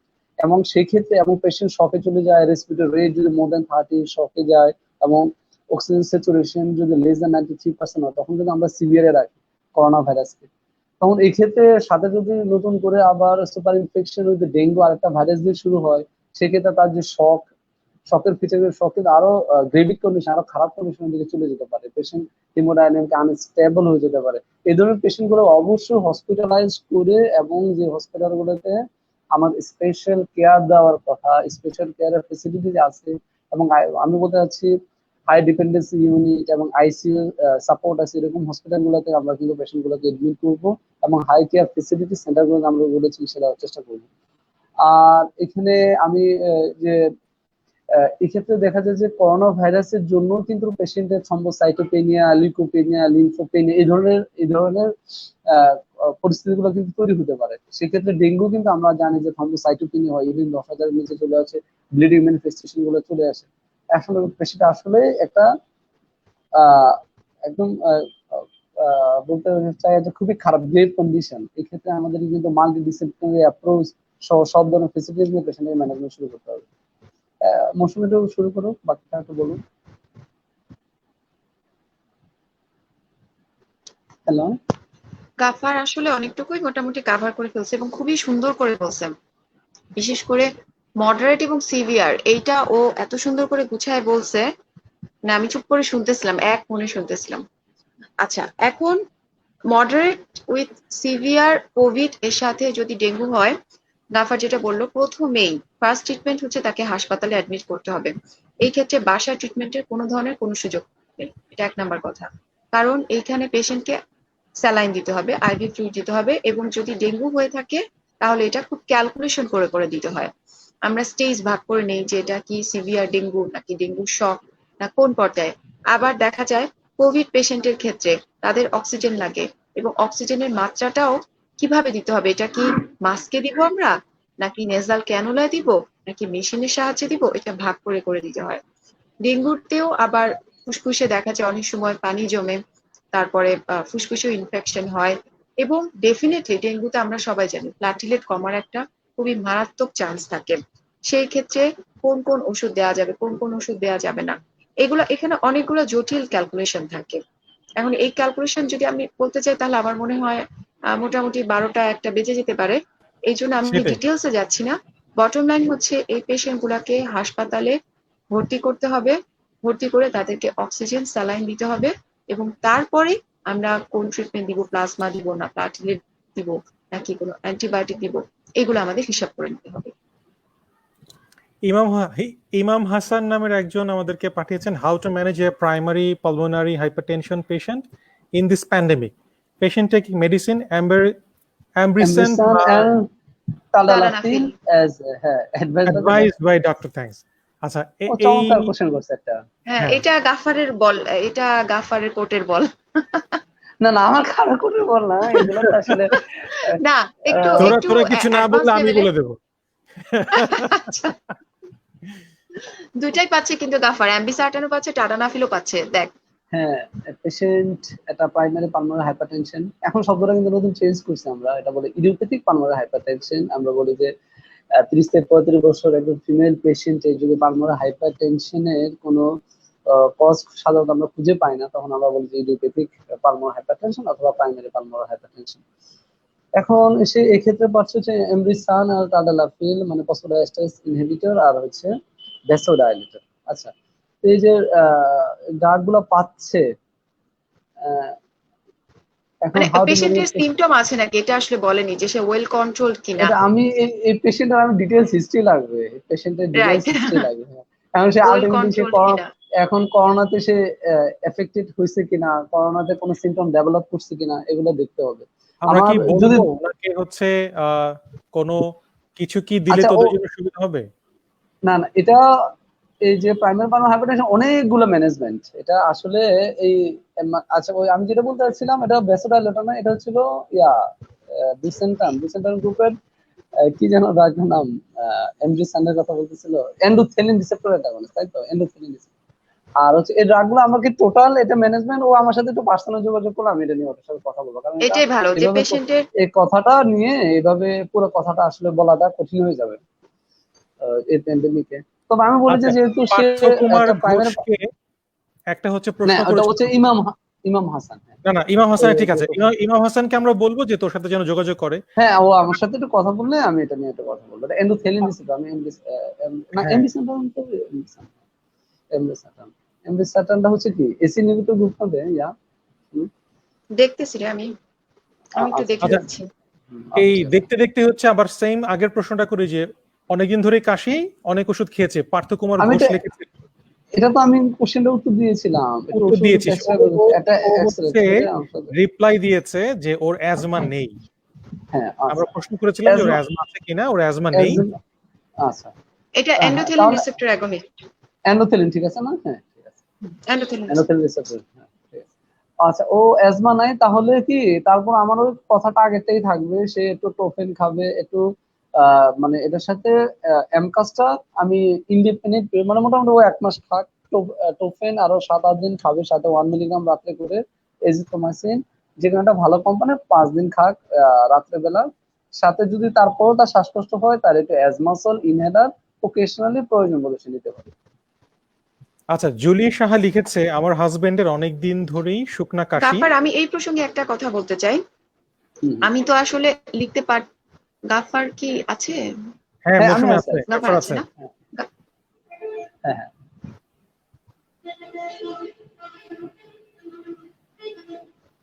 আচ্ছা, প্রশ্নটাতে আবার চলে আসি। হ্যালো। জুলি লিখেছিল, হ্যাঁ হ্যাঁ আমি মৌসুমী শুনতে পাচ্ছি, শুনতে মৌসুমী। পাচ্ছি, হ্যাঁ মৌসুমী বলো। হ্যাঁ বল। হ্যাঁ, হ্যাঁ আমি আমার একজন পরিচিত মহিলাই বলা যায়, উনার হচ্ছে সেকেন্ডারি পালমোনারি হাইপারটেনশন। আচ্ছা। উনি সিলডেনাফিল পায়, মানে অ্যাডেগ্রা পায়। এখন কিছুদিন আগেই যেমন সে এসেছিল, তার কাশি হচ্ছে কোভিড নেগেটিভ, এবং কাশিটা প্রোডাক্টিভই। আমার মনে হয় এটা তার পালমোনারি হাইপারটেনশন অ্যাগ্রিভেশনের জন্য তার আছে, ডিপিএলডি আছে, পোস্ট টিবি আচ্ছা, ফাইব্রোসিস, সেখান থেকে ডিপিএলডি, সেখান থেকে সেকেন্ডারি পালমোনারি আরে হাইপারটেনশন। তো অনেকগুলো কমপ্লিকেশন। হ্যাঁ সেটাই। এখন আসলে এখন আমার কথা হচ্ছে, আমার কোশ্চেন হঠাৎ করে এটা দেখে মনে হলো, এই ধরনের পেশেন্টদেরকে টালানাফিলে যাওয়া উচিত নাকি উচিত না, নাকি অ্যাডেগ্রাতেই থাকা উচিত? পেশেন্ট কিন্তু গরিব।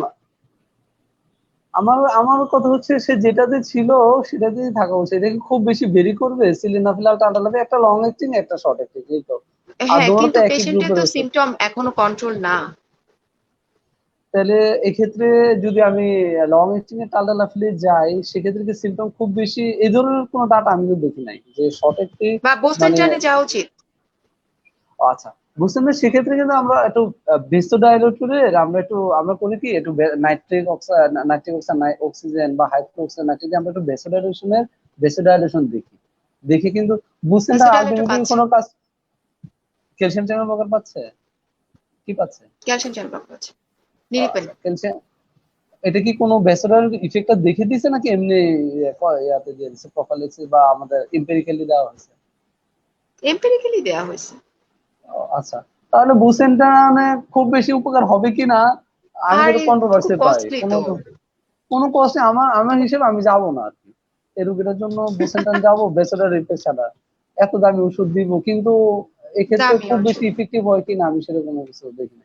আচ্ছা, আমরা একটা পরবর্তী প্রশ্ন নেই। হ্যাঁ, সেটা হচ্ছে জুলি, আমার হাজবেন্ডের অনেকদিন ধরে শুকনা কাশি, অনেক ওষুধ খেয়েছে, অ্যান্টিবায়োটিকও খেয়েছে, কিন্তু কাশি কমছে না। কি ওষুধ খেলে বা কি করলে কাশি কমবে? কমন প্রশ্ন। এখন কমন প্রশ্ন কমন ভাবে কি উত্তর দিবা নাকি হচ্ছে না না, কমন, সবসময় কমন কোশ্চেন কমন উত্তর, এটা হচ্ছে মৌসুমী দেখ, অসুবিধা নেই। আমি তো এর আগে এটা সুন্দর করে পার্টস অফ কোশ্চেন একটা সহজ একদম প্রেসিশনে দিয়ে দিয়েছি। আমি সাধারণত প্রেসিশন অনলাইনের কোম্পানির ওষুধ সহ বলে দিচ্ছি। আমি তো মৌসুমী আমি কি বলতে আছে? চাচ্ছি যে জুলি সাহা আমি তো ওনার হাজবেন্ড কি স্মোকার কিনা একটু আমাদের যদি জানাতো তাহলে ভালো হতো। উনি কি স্মোকার হ্যাঁ, এই কিনা কিছু অন্য, ইনফরমেশন গুলো না আসলে দরকার হ্যাঁ আমাদের। অনেকে স্মোকার কিনা, অ্যাজমা বা সিপিডি আমরা যেগুলো বলি, এদের না কোনো রোগ আছে কিনা, এগুলো যদি একটু সাথে সাথে একটু বলে তাহলে আমাদের কথাগুলো একটু বলতে সুবিধা হয়।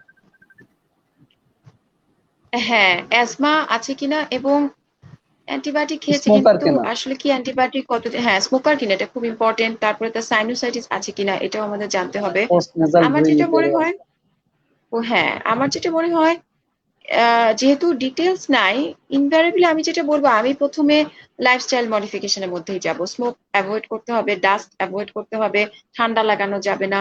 যদি চায় সে মেন্থলের ভাপ নিতে পারে সকালে এবং বিকালে। তারপরে তুলসী পাতা, আদা চা, রং চা এগুলো ব্যবহার করতে পারে। এরপরে ওজন থাকলে যদি একটু না ওজন কমে, কমাবে, ওজন আছে হ্যাঁ কিনা ওজন একটু কমাবে, ওজন কমাবে। তারপরে হচ্ছে এরপরে যদি লাগে তাহলে একটু ফেক্সো 120 রাত্রে একটা করে খেতে পারেন। আর মন্টিলিউকাস্ট 10 মিলিগ্রাম রাত্রে একটা খাওয়া যেতে পারে। এইটুকু কয়েকদিন এই লাইফস্টাইল মডিফিকেশন আর এই সিম্পল ওষুধগুলো খেয়ে দেখেন। তারপরেও যদি না হয় তাহলে কিন্তু আপনাকে কোনো ডক্টরের পরামর্শ নিতে হবে, এক্স রে করে দেখতে হবে একটু।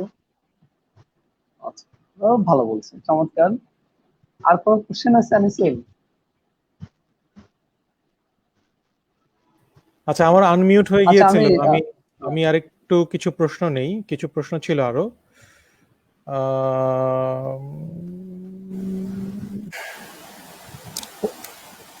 সেম আগের প্রশ্ন, এরকম অনেকগুলো প্রশ্ন আছে, এগুলোকে আমি স্কিপ করে গিয়েছি।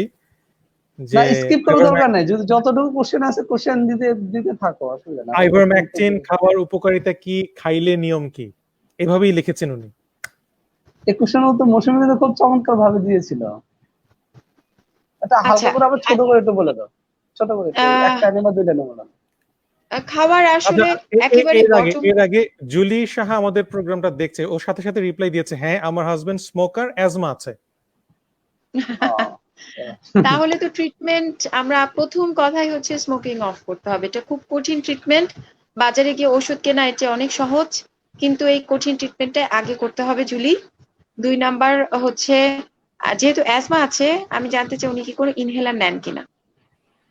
যদি নিয়ে থাকেন তাহলে সেটার সিস্টেম ঠিক আছে কিনা সেটা এনশিওর করতে হবে। ইউটিউবে ইদানিং ইনহেলার ইউজ করার অনেক সুন্দর সুন্দর ছোট ছোট ভিডিও দেখা যায়, সেই ভিডিওগুলো দেখে আপনি এটা এনশিওর করতে পারেন। তারপরে আপনি মন্টিলিউকাসটা এনশিওর করবেন, মানে আর এখন যদি মন্টিয়ার অ্যাজমা মোনাস। অ্যাজমা থাকে, কিন্তু এখন গাইডলাইনে কিন্তু মৌসুমী প্রথম থেকে প্রিভেন্টিভ থেরাপি হিসেবে কিন্তু স্টেরয়েডের কথা বলে দিচ্ছে। হ্যাঁ এক্ষেত্রে হ্যাঁ, সেগুলো, স্টেরয়েড হ্যাঁ কথা বলে সে দিয়েছে। যদি লাগে ইনহেলার যদি ইউজ করার প্রয়োজন মনে হয়, কিন্তু ইনহেলার ইউজ করা লাগতে পারে। হ্যাঁ, ইনহেলার এখন তো গাফার বাংলাদেশের অ্যাজমা রোগীদের প্রাইমারি স্টেজে সবাই দিয়ে দেয় ইনহেলার। হ্যাঁ এমনকি অ্যাজমা না তাদেরকেও দিয়ে দেয়, তুই হয়তো দেখছিস। কাজে হ্যাঁ, আমি মোটামুটি শিওরই তার ইনহেলার ইউজ করে সে। সে কিন্তু আমি ইনহেলার ইউজ আসলে করে এটা এবং কনফার্ম করতে চাই টেকনিক ঠিক আছে কিনা। আচ্ছা, আচ্ছা, হ্যাঁ, এটা খুব ইম্পর্টেন্ট। একটা ইনহেলার ইউজ করাটাই টেকনিক ঠিক অনেকে না পারে না। থাকলে কিন্তু কাজ করবে না। সমস্যা, সেটাই কাজ করবে না। নামটাতে আমি আসলে ক্লিয়ার না, উনি ওনার পার্সোনাল প্রোফাইল থেকে আমাদেরকে আসলে প্রশ্নটা করেন নাই, উনি ওনার পেজ থেকে করেছেন। ভাই, I have face skin problems, can I have advice for me? But উনি কি টাইপের প্রবলেম বা হচ্ছে এই জিনিসটা হচ্ছে উল্লেখ করেন নাই। তো আচ্ছা, আমি এটা তাহলে একটা উত্তর দেই। হ্যাঁ, ওনার কোশ্চেনটারই একটা উত্তর দেই। কথা বলছি, উনি কি মেল আর ফিমেল? যদি উনি ফিমেল হয়, স্কিন প্রবলেম থাকলে তো আমি তো চিন্তা করবো সিস্টেমের লুপাসিটাস টোমেটোসাসের স্কিন কিনা। মানে আমার তো এটাও চিন্তা করতে হবে, উনি আগে ওনার সেক্স বলতে হবে, উনি মেল আর ফিমেল, ওনার বয়স কি আমার থেকে জানতে হবে, কতদিন ধরে, এখন রোদ্রে গেলে স্কিনের কি প্রবলেম হয়, কি ধরনের হয়, এটা আমার জানাইতে হবে। স্কিনের সমস্যা সবচেয়ে বড় সহজ হলো কি একটা ছবি তুলে পাঠানো, তাহলে আমি দেখে বলতে পারবো। চামড়া তো বাইরে থেকে দেখা যায়, একটা ছবি তুলে পাঠালে আমি বলতে পারবো যে এটা কি ধরনের। যদি অ্যাসিডি হয় সেটা ম্যানেজমেন্ট একটা, কিন্তু সিম্পল যদি অ্যালার্জি থেকে হয় সেটা আলাদা ম্যানেজমেন্ট। উনি কিন্তু ওনার মানে বলে নাই। ব্রন হলে তো আরো সহজ। হ্যাঁ, এটা একটা ছবি পাঠালেই আমি বলতে পারতাম। আচ্ছা ঠিক আছে, এরপরে কোশ্চেন দাও যদি থাকে, আর নাহলে আমাদের একটু ডিসকাস করে মৌসুমী পাইছি, আমি তো ওর সাথে কমন প্রশ্ন, বাপ্পি রায়হান, আমার রাতের বেলা জ্বর আসে, জানতে চাচ্ছেন কি করবেন? এই কথাগুলোর এক লাইন বা এই এক লাইন দিয়ে না এটা আসলে এটা এটা হয় না। এটা আসলে এইভাবে বলা যাবে না, অনেক মানে একটু ডিটেইলস একটু যদি বলে ডিটেলস তাহলে আমরা লিখলে ভালো সুবিধা হয়। হয়। এটা কি লো গেট, এটা গায়ে গায়ে জ্বর আসে কিনা, না খুব কাঁপুনি দিয়ে জ্বর আসে, এবং জ্বরের সাথে খুব বেশি ঘামায় কিনা, বিছানা ভিজে যায় কিনা, কতক্ষণ থাকে, তারপর সেই সাথে জ্বরের সাথে তার কোনো মাসেল পেইন আছে কিনা, কতদিন জয়েন্টে ব্যথা ধরে? আছে কিনা। হ্যাঁ, এগুলো সবই বলতে হবে। এগুলো যদি একটু না ডিটেলস না বলে তাহলে তো আসলে আমি একদম কোয়াকের মতো একটা প্যারাসিটামল একটা অ্যান্টিবায়োটিক দিয়ে ছেড়ে দিই। এটা হচ্ছে কথা আর কি। আচ্ছা, আব্দুল আমাদেরকে প্রশ্ন করেছিল, আচ্ছা অনেকদিন যাবৎ ঘুম হচ্ছে না, বুক সাংঘাতিক গরম থাকে। আচ্ছা, ওকে, উনার হয়তোবা আহ, এখন চেস্ট পেইন হচ্ছে, এইটা কি বোঝাতে চেয়েছে নাকি আসলে গরম? আমি ক্লিয়ার না, তোমরা কি এটা clear? আসলে উনি কি বোঝাতে চাচ্ছে সেটা উনি ভালো বলতে পারবে, কারণ উনি আসলে বুকটা সাংঘাতিক গরম থাকে, আসলে কি ব্যথা করে নাকি একটা চাপ চাপ লাগে, ব্যথাটা আমার কোন মনে হয় জায়গাতে। চেস্ট পেইন হালকা বা এরকম কিছু হয়তো বোঝাতে চাইছেন, উনি পারেন নাই। আমি বলবো আব্দুল ভাই তুমি আমার আবার মনে একটু, হয় এটা হার্ট বার্ন। এটা সেটা ও এটা ভালো এটা বলছে, এটা এটা একটা হার্টবার্ন ভালো হলে তাহলে বলছে, একটু, হ্যাঁ। তাহলে একটু এন্টি আলসার প্রেসক্রাইব করতেই পারো, সাথে হচ্ছে একটু ডমপেরিডন নাকি, আমি জানি না, মৌসুমী ভালো বলতে পারে। আচ্ছা ওকে, ওপেল আমাদের সাথে আবার চলে আসছে, আমি একটু ওপেলের কাছে যাব, কারণ ওপেলের একটা প্রশ্ন ছিল কিভাবে মাস্ক রিইউজ করা যায়। তো যদি ওপেলকে হচ্ছে আমরা আবার নিয়ে আসি। আমি মার্কস ব্যাপারে কোনো কথাই আমি আজকে বলবো হ্যালো। না, আমি সব মৌসুমে বলবো। ওপেল তোমার দ্বিতীয় হ্যালো। প্রশ্ন, হ্যাঁ, ওপেল ওপেলের দ্বিতীয় হ্যাঁ। প্রশ্ন ছিল হচ্ছে মাস্ক রিইউজের নিয়ে। তো মাস্ক রিইউজ আচ্ছা। নিয়ে হচ্ছে ছোট হ্যাঁ, করে যদি হচ্ছে মৌসুমী বলে, তোমার যদি আরো ওই অন্য প্রশ্ন, প্রশ্ন থাকে।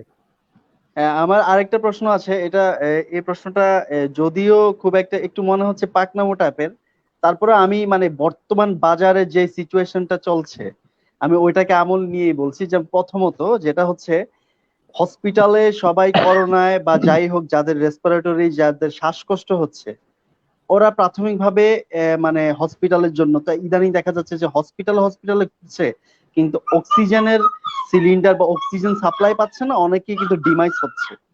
তো আমার প্রশ্নটা হলো এটা যে ইদানিং কিন্তু সবাই অনেক মানে অনেক প্রত্যেকটা কমিউনিটিতেই বা প্রত্যেকটা আহ উম, বিভিন্ন জায়গাতে আমি দেখছি যে সবাই অক্সিজেন সিলিন্ডার কিনে রাখছে, বাসায় অক্সিজেন সিলিন্ডার কিনে রাখছে। তারপর আমাদের এই যে মানে আমরা এদিকে যারা বন্ধুরা আছি, আমাদের সবারই তো বেবি টেবি আছে, সবার কিন্তু মোটামুটি এখন সবাই কিন্তু একটা ওই যে ইনহেলার ইউজ করে বেবির জন্য, তাই না? তো এখন হুম। আমার প্রশ্নটা হচ্ছে যে আল্লাহ নাও করুক আমাদের এদিকে কাউর এই সিভিয়ার প্রবলেমটা না হোক বা তার ফ্যামিলির, তারপর কেউ যদি ইনস্ট্যান্ট এমন হলো রাতের শ্বাসকষ্ট শুরু হলো, তো হুম। ইদানিং আমরা দেখি যে একটা অক্সিমিটার, ফেসবুকের কল্যাণে আমরা সবাই দেখছি যে অক্সিমিটার দিয়ে আমাদের ব্লাড স্যাচুরেশন মাপছে, 90 নিচে গেলে খুব খারাপ বা এইসব কিছু একটা। তো এই সময় আমরা ধরে নিলাম যে আমরা ডক্টরের কাছে যেতে পারছি না এবং আমরা হসপিটালেও যেতে পারছি না, তো আমরা অক্সিজেন ম্যানেজমেন্টটা কিভাবে করব, কিংবা ইনহেলার ম্যানেজমেন্টটা কিভাবে করব, সেই জিনিসটা আমি একটু জানতে চাচ্ছি তোদের কাছ থেকে। মৌসুমী বলবে না, মৌসুমী শুধু মার্কস না, নিয়ে কথা গাফার বলবে। শুরু কর। আমি ও মাস্ক নিয়ে আচ্ছা, বলি, তুই প্রথমে এই কোশ্চেনটা বেশি আমার মধ্যে ইম্পর্টেন্ট, এটা নিয়ে আগে তুই শেষ কর, তারপর আমি মাস্কের কোশ্চেনে চলে আচ্ছা। যাচ্ছি। তো ওপেন পাকামো না, ও প্রশ্নটা এটা কি হচ্ছে আর একটু প্রিসাইজ করে না বলবি? আমি, না আমি কোশ্চেন বুঝে ফেলছি, আমি একটু ওকে বলি। ফাইন, ঠিক আছে, ওকে। ওপেল যদিও বলছে যে এটা পাকনামি হয়ে যাচ্ছে, আসলে না, ও এটা চমৎকার কোশ্চেন করছে। আমি চমৎকার প্রশ্ন করেছে, হ্যাঁ, হ্যাঁ। ও এতক্ষণ যতগুলো কোশ্চেন করছে এর মধ্যে একটা খুবই ভালো কোশ্চেন।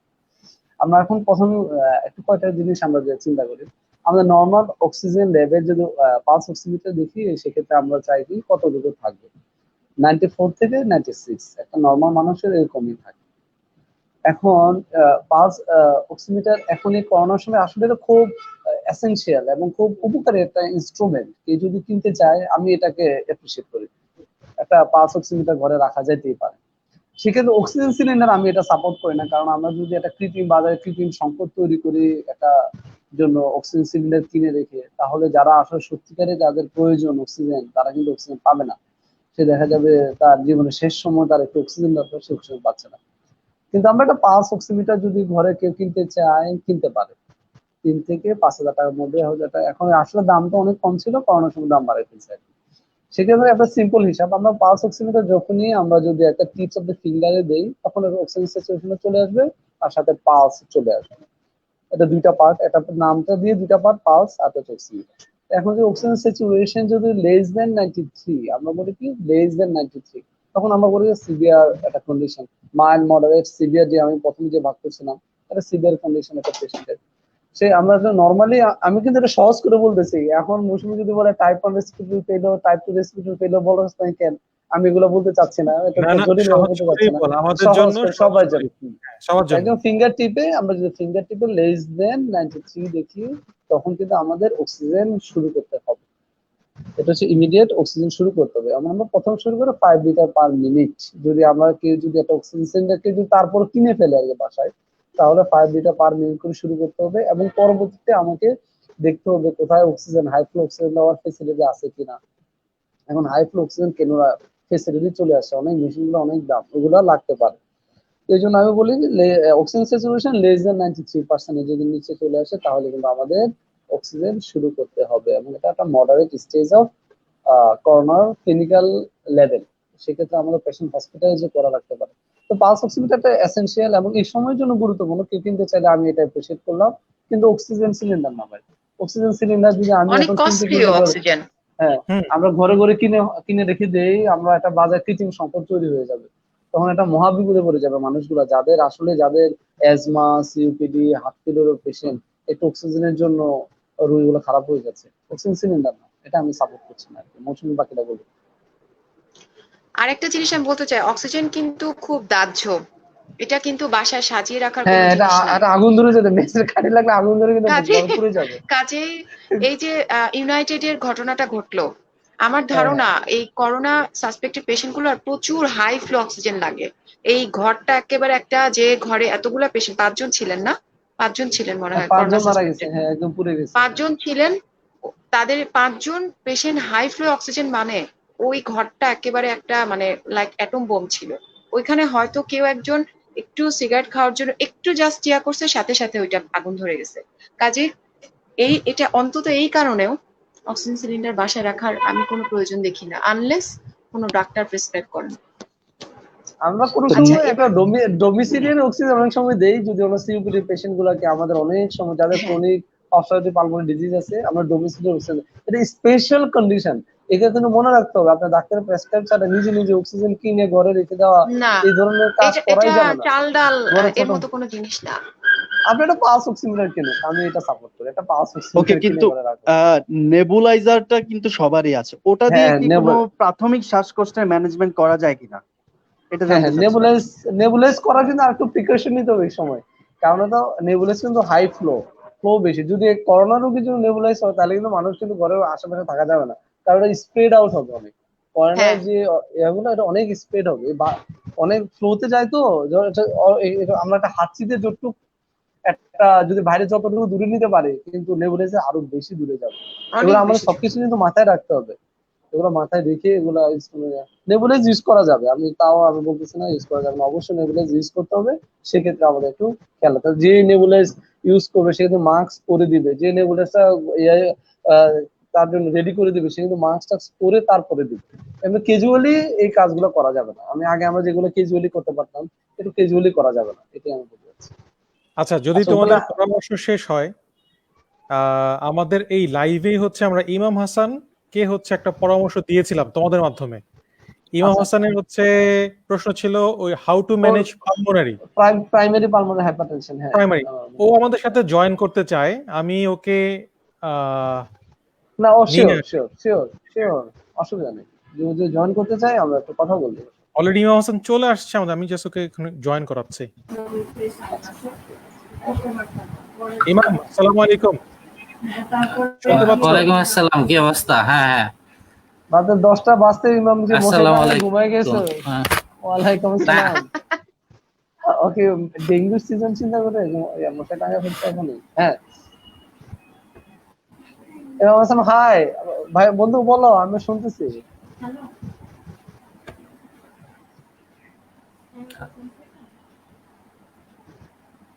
আমার কথা শোনা যাচ্ছে? প্লিজ। ইমাম কি শুনতে পাচ্ছিস? হ্যাঁ হ্যাঁ শুনতে পারতেছি, তোমরা শুনতে পারতেছো? শুনতে হ্যাঁ, আমরা পারতেছি। শুনতে Okay. পাচ্ছি, তুমি তো কথাই বলতেছো না, শুনবো কিভাবে? শুরু করো তুমি। তোমার প্রশ্নগুলো তোমার প্রশ্নগুলো না বলো। না আমি দেখতেছি আসলে। হ্যাঁ হ্যাঁ, আচ্ছা প্রশ্নগুলো বলো। হচ্ছে যে first of all hi high patient আসলে আমি, ঘাবড়ানোর কিছুই নেই। ওহো, আচ্ছা হ্যালো। বুঝছি। হ্যাঁ হ্যাঁ হ্যালো। বন্ধু হ্যাঁ বলো। হ্যাঁ হ্যাঁ হ্যাঁ শুনতে পারতেছি। হ্যাঁ তুমি বলো, তোমার কথা শুনে আমার একটু মন খারাপ হয়ে গেল। তুমি প্রাইমারি পালমোনারি হাইপারটেনশন একটা পেশেন্ট? হ্যাঁ আচ্ছা, হ্যাঁ বন্ধু বলো, শুনতেছি। এটা হচ্ছে মেইনলি হুম, বলো। এখন কি কি ওষুধ আচ্ছা পাচ্ছো, জিনিসটা তোমার শারীরিক অবস্থা কি আমাদের তো শুনি আমরা। কোন হইতেছে ইডিওপ্যাথিক প্রাইমারি মানে পালমোনারি হাইপারটেনশন মেইনলি ও ডায়াগনোসিস হয়েছে। ও আর কিছুদিন পরে আমি জানতে পারছি যে আমারও সেম সিমটম গুলো আসতেছে। আসলে এটা 2018 এর শেষের দিকে।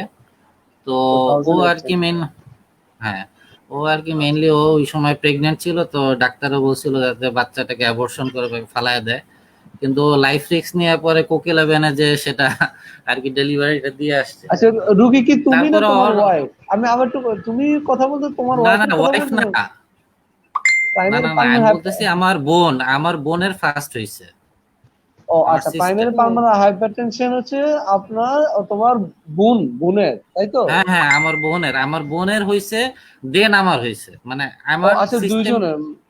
আচ্ছা দুইজনে এটা কি কিন্তু একটু তাহলে জেনেটিক কোনো কিছু ভ্যারিয়েশন আছে কিনা জেনেটিক্যাল, এটা দেখতে হবে। জেনেটিক্যাল, যে হ্যাঁ জেনেটিক্যাল যতটুকু আমি জানি। কারণ পিজি হাসপাতালে একটা প্রাইমারি হাইপারটেনশন একটা আছে ওখানে 3-4 জন প্রফেসর বসে একসাথে। ইউনিট তা আছে। আমি হ্যাঁ হ্যাঁ ওনাদেরকে দেখাই, তো ওনারা আর কি না, ওটা মোটামুটি ক্লিনিক টাইপের। Clinic clinic. ক্লিনিক হ্যাঁ। তো ওটা বুঝতে হইতেছে পারছি। মেশকাত মেশকাত স্যার আন্ডারে। ও মানে ওখানে কার্ডিওলজির মিশকাত স্যার, হ্যাঁ বুঝতে পারছি। হ্যাঁ হ্যাঁ ওনার আন্ডারে 3-4 জন প্রফেসর দেখে আর কি। তা আচ্ছা আমি ওখানে রেগুলার ভিজিট করি। তো ওনারা আমার মোটামুটি all type of test run করছে, কিন্তু আসলে অ্যাকচুয়াল কজটা পায় না, মানে আচ্ছা সেকেন্ডারি রিজনটা পায় না আর কি। আচ্ছা লাংস হার্ট কিডনি যা আছে সবই দেখছে, এবং এটা হইতেছে একদম হুট করে হয়েছে, মানে ফ্রম নোওয়্যার। আমার লাস্ট টাইম আমি একটু সাজে ঘুরতে গেছিলাম, তখন আমি পাহাড়ে উঠতে আমার একটু কষ্ট হয়েছিল, একটু সাফোকেশন টাইপের হয়েছিল, আমার শ্বাসকষ্ট হয়েছিল, তখন আমি একটু রিয়েলাইজ করি যে আমার মানে প্রবলেম হচ্ছে আর কি। হ্যাঁ দেন আস্তে আচ্ছা আস্তে আস্তে আস্তে এটা আসছে। যাই হোক আমি এখন মেনলি মেডিসিনে আছি। আমার তখন 98 ছিল আমার প্রেশারটা, আর্টেরিয়াল প্রেশার যেটাকে বলে আচ্ছা, এটা নাইনটি বলা এইট হয় পালমোনারি আর্টেরিয়াল প্রেশার আছে, বুঝতে পালমোনারি হ্যাঁ ওইটা আর্টেরিয়াল ওইটা প্রেশার। ছিল 98। এটা কিন্তু ও অনেক এরা বেশি, অনেক বেশি, অনেক বেশি। হ্যাঁ আমার বোনের ছিল 70, ও আমার হলো 98। তো সেখান থেকে ওই অ্যামরিসান 5 mg প্লাস হইতেছে আপনার টাডালাফিল আর ইডিলস 2050 যেটা আচ্ছা দেওয়া হয়েছে, এটা অল্টারনেট ডেটে দেওয়া হয়েছে। তো এটা আর কি শুরু করছি। ফার্স্ট হইতেছে অ্যামরিসানটা 2টা করে দিত 5 mg, টাডালাফিল একটা দিত 10 mg। এখন পরে ওটা ডোজটা বাড়ায় দিছে, টাডালাফিল 20 mg। 20 mg এর পরে লাস্ট আমি ইকো করছি, তখন আমার আসছিল 58 অ্যারাউন্ড এটার মতো। মাশাআল্লাহ, এটা হ্যাঁ কমছে, হ্যাঁ আরো কিন্তু কমতে হবে। আমার হ্যাঁ কিন্তু ওইটা দেওয়ার পরে যে করোনা টরোনা চলে আসলো, তারপর তার ডাক্তার দেখাতে পারছি না। এখন জিনিসটা হইতেছে আমার স্যাচুরেশন মেইনলি থাকে হইতেছে 93 92 আচ্ছা এরকম নর্মাল রেস্টিং অবস্থায়, কিন্তু দেখা যায় এটা হাঁটাহাঁটি করলে এটা 90 বিলো 90 ফল করে। এটা দেখা যায় যে 88 89 এরকম আচ্ছা থাকে আর কি।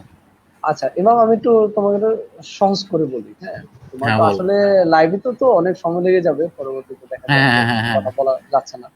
তুমি আমি কিন্তু পিজি হাসপাতালের কাছেই থাকি। তোমাকে কখনো আচ্ছা মনে হয় তুমি আমাকে একটা ফোন দিও, ফোন দিলে আমি তোমার সাথে কথা বলবো, দেখবো, অসুবিধা নেই। প্রথম কথা হচ্ছে, যেহেতু তুমি এটা প্রাইমারি পালমোনারি হাইপারটেনশন ডায়াগনোসিস করা হয়েছে তোমার, এবং তোমার ফ্যামিলি হিস্ট্রি আছে, তুমি এই সময় ভাই হুম হাই একদম রেস্ট্রিক্টেড মুভমেন্ট, তুমি কখনোই সবচেয়ে সর্বোচ্চ সাবধানতার সাথে থাকবে। প্রথম হুম কথা হুম হচ্ছে, তুমি বাইরে কোনো ক্রমে রুম থেকে বের হবে, এরকম মশাই টাঙায় সারাদিন শুয়ে থাকো, প্রয়োজন, অসুবিধা নেই। তাও তুমি হুম। কোনো বাইরে ঘোরাফেরা করা যাবে না আর কি। হ্যাঁ, মানুষের হ্যাঁ কাছে যাওয়া অবশ্যই। যাবে না। তোমার তো ভ্যাকসিনেশন গুলো মনে হয় ইনফ্লুয়েঞ্জা ভ্যাকসিন বা নিউমো ভ্যাকসিন গুলো দেওয়া আছে, তাই না? হ্যাঁ হ্যাঁ, ওটা বুঝছো? পরে দিছে, এটা পরে হ্যাঁ, দিছে। তুমি এই ভ্যাকসিন গুলো আপডেট রাখো। তুমি নিউমোনিয়া, নিউমো 23 ভ্যাকসিন 5 বছরে একটা, ইনফ্লুয়েঞ্জা নিউমোনিয়া ভ্যাকসিন 5 গুলো। বছর একটা দিছে, 3 বছর একটা হ্যাঁ ইনফ্লুয়েঞ্জা হ্যাঁ যেটা হ্যাঁ, ওটা দিছে। আচ্ছা, আরে আমি সবগুলো মুখস্থ, তুমি শুনতে থাকো না। নিউমোনিয়া ভ্যাকসিন তুমি 5 বছর পর পর দাও, না 3 বছর পর পর দাও, অসুবিধা নাই। ইনফ্লুয়েঞ্জা হ্যাঁ ভ্যাকসিন বছরে একটা একটা করে দিতে থাকো। তুমি হ্যাঁ একদম রুমে আইসোলেটেড অবস্থা থাকো, তুমি যাতে করোনা তোমার অন্তত না টাচ করে। আর যেহেতু তোমার দীর্ঘদিন ধরে প্রাইমারি পালমোনারি হাইপার টেনশন, তোমার অক্সিজেন স্যাচুরেশনটা নর্মাল মানুষ থেকে একটু কম থাকবে। আমি একটু আগে যেটা বলছিলাম 93 নিচে হলে অক্সিজেন দিতে হবে, তোমার হয়তো এটাতে নাও লাগতে পারে, যেহেতু তুমি অনেকদিন ধরে এই ধরনের রোগে ভুগতেছো এবং স্যাচুরেশন তুমি অল্প স্যাচুরেশনে তুমি ভালো থাকো। আমার মনে হচ্ছে এই জন্য। আর যে তোমার যে এখন যে ড্রাগ গুলো পাচ্ছ, you should continue this drug in optimum doses. তুমি এই ড্রাগ গুলো এই ডোজে কন্টিনিউ করে চলতে থাকো। এখন তোমার কিন্তু মাশাআল্লাহ রেসপন্স ভালো, 80 থেকে এখন 58 তুমি আসছে। আশা করি ভেরি আরো গুড একটু একটু রেসপন্স। কমবে। হ্যাঁ, তো আমার মনে হয় তোমার কমবে। আর এই রোগটার আসলে স্পেসিফিক চিকিৎসা খুবই কম। আমাদের এই রোগের জন্য চিকিৎসা দেওয়ার সুযোগ, যে ওষুধগুলো, এগুলো কিন্তু অলরেডি অনেক কম। তুমি আমি জানি যে তুমি এই সম্বন্ধে ডিটেলস তারা তোমাকে কাউন্সিলিং করছে। মিশকা স্যার আমার দেখা অন্যতম সেরা কার্ডিওলজিস্টের একজন। খুবই আমি ভালো। স্যারকে, হ্যাঁ, খুবই ভালো মনে।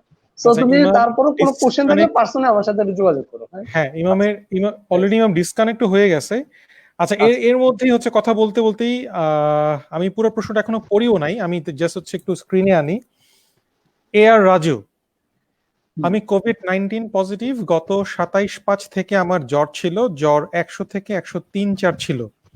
অ্যাজিথ্রোমাইসিন 9টা খেয়েছি, আইভারম্যাকটিন 12 3টা খেয়েছি। 4-5টা টেস্ট করে জানতে পারলাম আমি পজিটিভ। আমি হ্যাঁ, হোম কোয়ারেন্টাইনে আছি। আমার এখন জ্বর নেই, মাঝে মাঝে কাশি হয়, সর্দি আছে।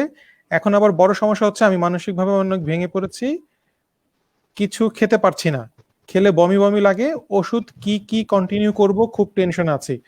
উনি আসলে সবকিছুই ট্রাই করে ও ফেলছে। ও অনেক ভালো কথা বলছে। মুসিবত তো দাও, নাহলে আমি দেই, যাই ইচ্ছা দাও। আমি আচ্ছা, আমি শুরু করি। প্রথম কথা হ্যাঁ, হচ্ছে, জ কোভিড পজিটিভ, মানসিক টেনশনের কিছু নেই। যেহেতু আপনি এখন অনেকদিন ধরে হয়ে গেছে, জ- অনেকদিন তো অলরেডি হয়ে গেছে হ্যাঁ, তার। হ্যাঁ, সে অনেকদিন হয়ে মোটামুটি গেছে। কাজেই 4th জুন পজিটিভ ছিল, কিন্তু এর আগে জ্বর কিন্তু আপনি বললেন বেশ কিছুদিন। কাজেই 27 তারিখ আপনার থেকে, 27 তারিখ থেকে। 27 তারিখ থেকে, তার মানে অলমোস্ট 9-10 দিনের বেশি হয়ে গেছে। হ্যাঁ, মোটামুটি কাজেই সে এবং সে এটা রিকভারি সামনে আমাদের ফেজে জন্য চলে একটা আসছে। সম্পদ, সামনে সেটা আমাদের সম্পদ হিসেবে হ্যাঁ গণ্য হবে। তার থেকে প্লাজমা হ্যাঁ, নিবো আমরা। তার ব্লাড কাজেই গ্রুপ জানা রাখবে, সে পরবর্তীতে করোনা রোগীদের জন্য সে উপকারের কাজে লাগবে আর কি। এটা রাইট। নিয়ে তাকে ডাক্তার টেনশন করার খুবই কিছু নাই। খুবই চমৎকার কথা বলছে। এটা মানসিকভাবে ভেঙে পড়া যাবে না। কোনো ওষুধেরই আমি কোনো কন্টিনিউ করার পক্ষপাতী না, আমি আগেই বলেছি। আপনি হ্যাঁ, কিছু সিমটোমেটিক কিছু ট্রিটমেন্ট নিতে পারেন। যদি সর্দি কাশি হয়, একটু ফেক্সো, তারপরে একটু মন্টিলিভাস নেন, একটু গরম পানি গরম চা খান, তারপরে সিভিট খেতে পারেন একটু, আর খুব ভালো খাবার খান। আর হচ্ছে মানসিকভাবে কিভাবে বুস্ট আপ করা যায় নিজেকে, এটা নিয়ে একটু চিন্তা করেন। এটা আমার তরফ থেকে এটুকু। এখন গাফার যদি কিছু অ্যাড করতে চাস। আমি ওনার জন্য সবচেয়ে মানসিক বুস্টার হচ্ছে উনি 27 তারিখ থেকে, যদি আমি ধরলাম 27 তারিখ থেকে করোনা, সে এখন পর্যন্ত বেঁচে আছে, আলহামদুলিল্লাহ বেঁচে তার আর কিছু আছেন হবে না। আল্লাহ, হ্যাঁ সেটাই। আর এখন যে এবং এখন কোনো জ্বরও কমে কমপ্লিকেশন গেছে। হয় নাই। হ্যাঁ, সবই চলে গেছে। এখন হচ্ছে যদি সে চলে যায়, সে উনি সামনে, হচ্ছে সে আমাদের জন্য অ্যাসেট, হ্যাঁ, সে আবার প্লাজমার সামনে জন্য। করোনা রোগী যে, রাইট। আপনি শুধু এটা চিন্তা করেন, আপনার রক্ত আরেকজন করোনা রোগীর জন্য কাজে লাগবে। আপনি মানুষের উপকার করতে পারবেন। আপনার রক্তের গ্রুপটা আমাদের জানাই যে, আমরা যে কখনো করোনায় নিজে এফেক্টেড হই, আমার ফ্যামিলি কেউ এফেক্টেড হয়, আমি তাহলে আপনাকে খোঁজ আপনার সাথে দেবো। যোগাযোগ করবো। আমি আচ্ছা অবশ্যই আপনাকে খোঁজ দেবো। আল্লাহ আপনাকে এত বড় সুযোগ দিয়েছে যে আপনি মানুষের উপকার করার সুযোগ পাচ্ছেন। আমার মনে সুযোগ হয় আপনি পেয়েছেন। মাথার থেকে করোনা পজিটিভ হয়েছে টেনশনটাই দূর করে দেন। আমার মনে হয় তাই হবে আর কি। ঠিক আছে। আচ্ছা, আমার বাবুর বয়স 1 মাস 8 দিন। সে 4-5 দিন পর পর বাথরুম করে, হেল্প করো। মানে এ নিয়ে হচ্ছে আরেকটু ডিটেল বলে ভালো ছিল। 1 মাস 8 দিন। 1 মাস 8 দিন, 4-5 হুম। দিন পর পর ওনার টয়লেট হচ্ছে ব্রেস্ট ফিড বাচ্চার। করে কিনা ঠিক মতো, আর বাইরের কোনো মিল্ক খায় কিনা। মেয়ে অনেক খায় সময় কিনা। দেখা যাচ্ছে বাইরের মিল্ক যেসব বাবু খায়, তাদের কিন্তু মিল্কটা স্যুট না করাতে বাথরুম, তারা কনস্টিপেশন হয়। যদি বাইরের মিল্ক খেয়ে থাকে, কোনটা খাচ্ছে, নান যেটা, মানে আমি যেহেতু একজন মা, কাজে আমি এটা আরো ডিটেলস বলতে পারতেছি। ও ভালো বলতে নান পারছে। দুধটা অনেক সময় সেট হয় না, আবার অনেকে ল্যাকটোজেন সেট হয় না, আবার অনেক সময় দেখা যায় মা যদি বেবি কেবলমাত্র ব্রেস্টফিড করে থাকে সেই ক্ষেত্রে মায়ের খাবারটা অনেক জরুরি। মা যাতে ফাইবার কন্টেইনিং খাবার যেগুলা সবজি শাক এগুলা বেশি বেশি খেয়ে থাকেন, তাহলে দেখা যাবে বাবুর শরীরেও এটা যাবে এবং বাবুরও দেখা যাবে পু করতে আর কি বেশি ইজি হচ্ছে জিনিসটা। একটু বেশি ইনফরমেশন দিলে মনে হয় কথা বলতে সহজ হবে। কারণ বেবি কি খালি ব্রেস্টফিড নাকি কোটা দুধও খাচ্ছে, এই ইনফরমেশন গুলো একটু বেশি জরুরি ছিল। আচ্ছা, শারমিন রহমান Artificial- নামের, হ্যাঁ না, ঠিক আছে। প্রশ্ন নেব। না না, ও আর্টিফিশিয়াল ফিডিং এর হ্যাঁ। কথাটা জানতে চাইছিল আর কি। আচ্ছা যাক, এখন না নতুন কোশ্চেন শুনি আমরা। নতুন প্রশ্ন নিচ্ছি। নতুন আচ্ছা, উনি দুইবার হচ্ছে প্রশ্নটা করেছেন, একটা প্রশ্নই ভেঙে ভেঙে এসছে, আমি একটু নিয়ে আসি। প্রথম লাইন ছিল হচ্ছে এটা, আই হ্যাভ হ্যাঁ। Arthritis on medication. হ্যাঁ, মেডিকেশন। আর কোশ্চেনটা সেকেন্ড, দেখতে পাচ্ছি। হ্যাঁ হ্যাঁ সেকেন্ড উনি যে কমেন্টটা করেছে, every morning I feel feverish, feel like sore throat after taking breakfast and tea. I usually feel better. Every morning I take warm water with lemon juice. Sometimes feel sort of irritation on throat. ওনার হ্যাজার্ড ক্রিজ হচ্ছে গলায়। এখন এইটা নিয়ে হচ্ছে যদি তোমাদের কোনো বক্তব্য থাকে। আসলে আমার বলবা? যেটা মনে হয় আর্থ্রাইটিসটা একটু ডিটেইলস বললে ভালো হতো, বা কি ধরনের এটা মেডিসিন ইম্পর্টেন্ট। নিচ্ছেন এটা রিমোটের আর্থ্রাইটিস কিনা বা অ্যাসেলেবল কোনো আর্থ্রাইটিস কিনা, উনি যদি আমরা ডাইরেক্ট এবং কি জানাই দিল। কি মেডিসিনটা উনি ব্যবহার করতেছেন, কোন ধরনের আচ্ছা, ডিমার্ট উনি আছে দুইটা কিনা। হচ্ছে ইনফরমেশন আরো দিয়েছেন। ইনফরমেশন বেসিক্যালি উনি জাস্ট প্রথম জিনিসটা বলেছিলেন যে আমি মানে সেম কন্টিনিউ করব কিনা, মানে উনি যেভাবে পানি খাচ্ছেন গরম পানি, আর ওনার এটা এজ তো মেনশন অবশ্যই, করেছেন 56। এটা তো অবশ্যই যেগুলো আপনি খাচ্ছেন দ্যাট ইজ ভেরি গুড।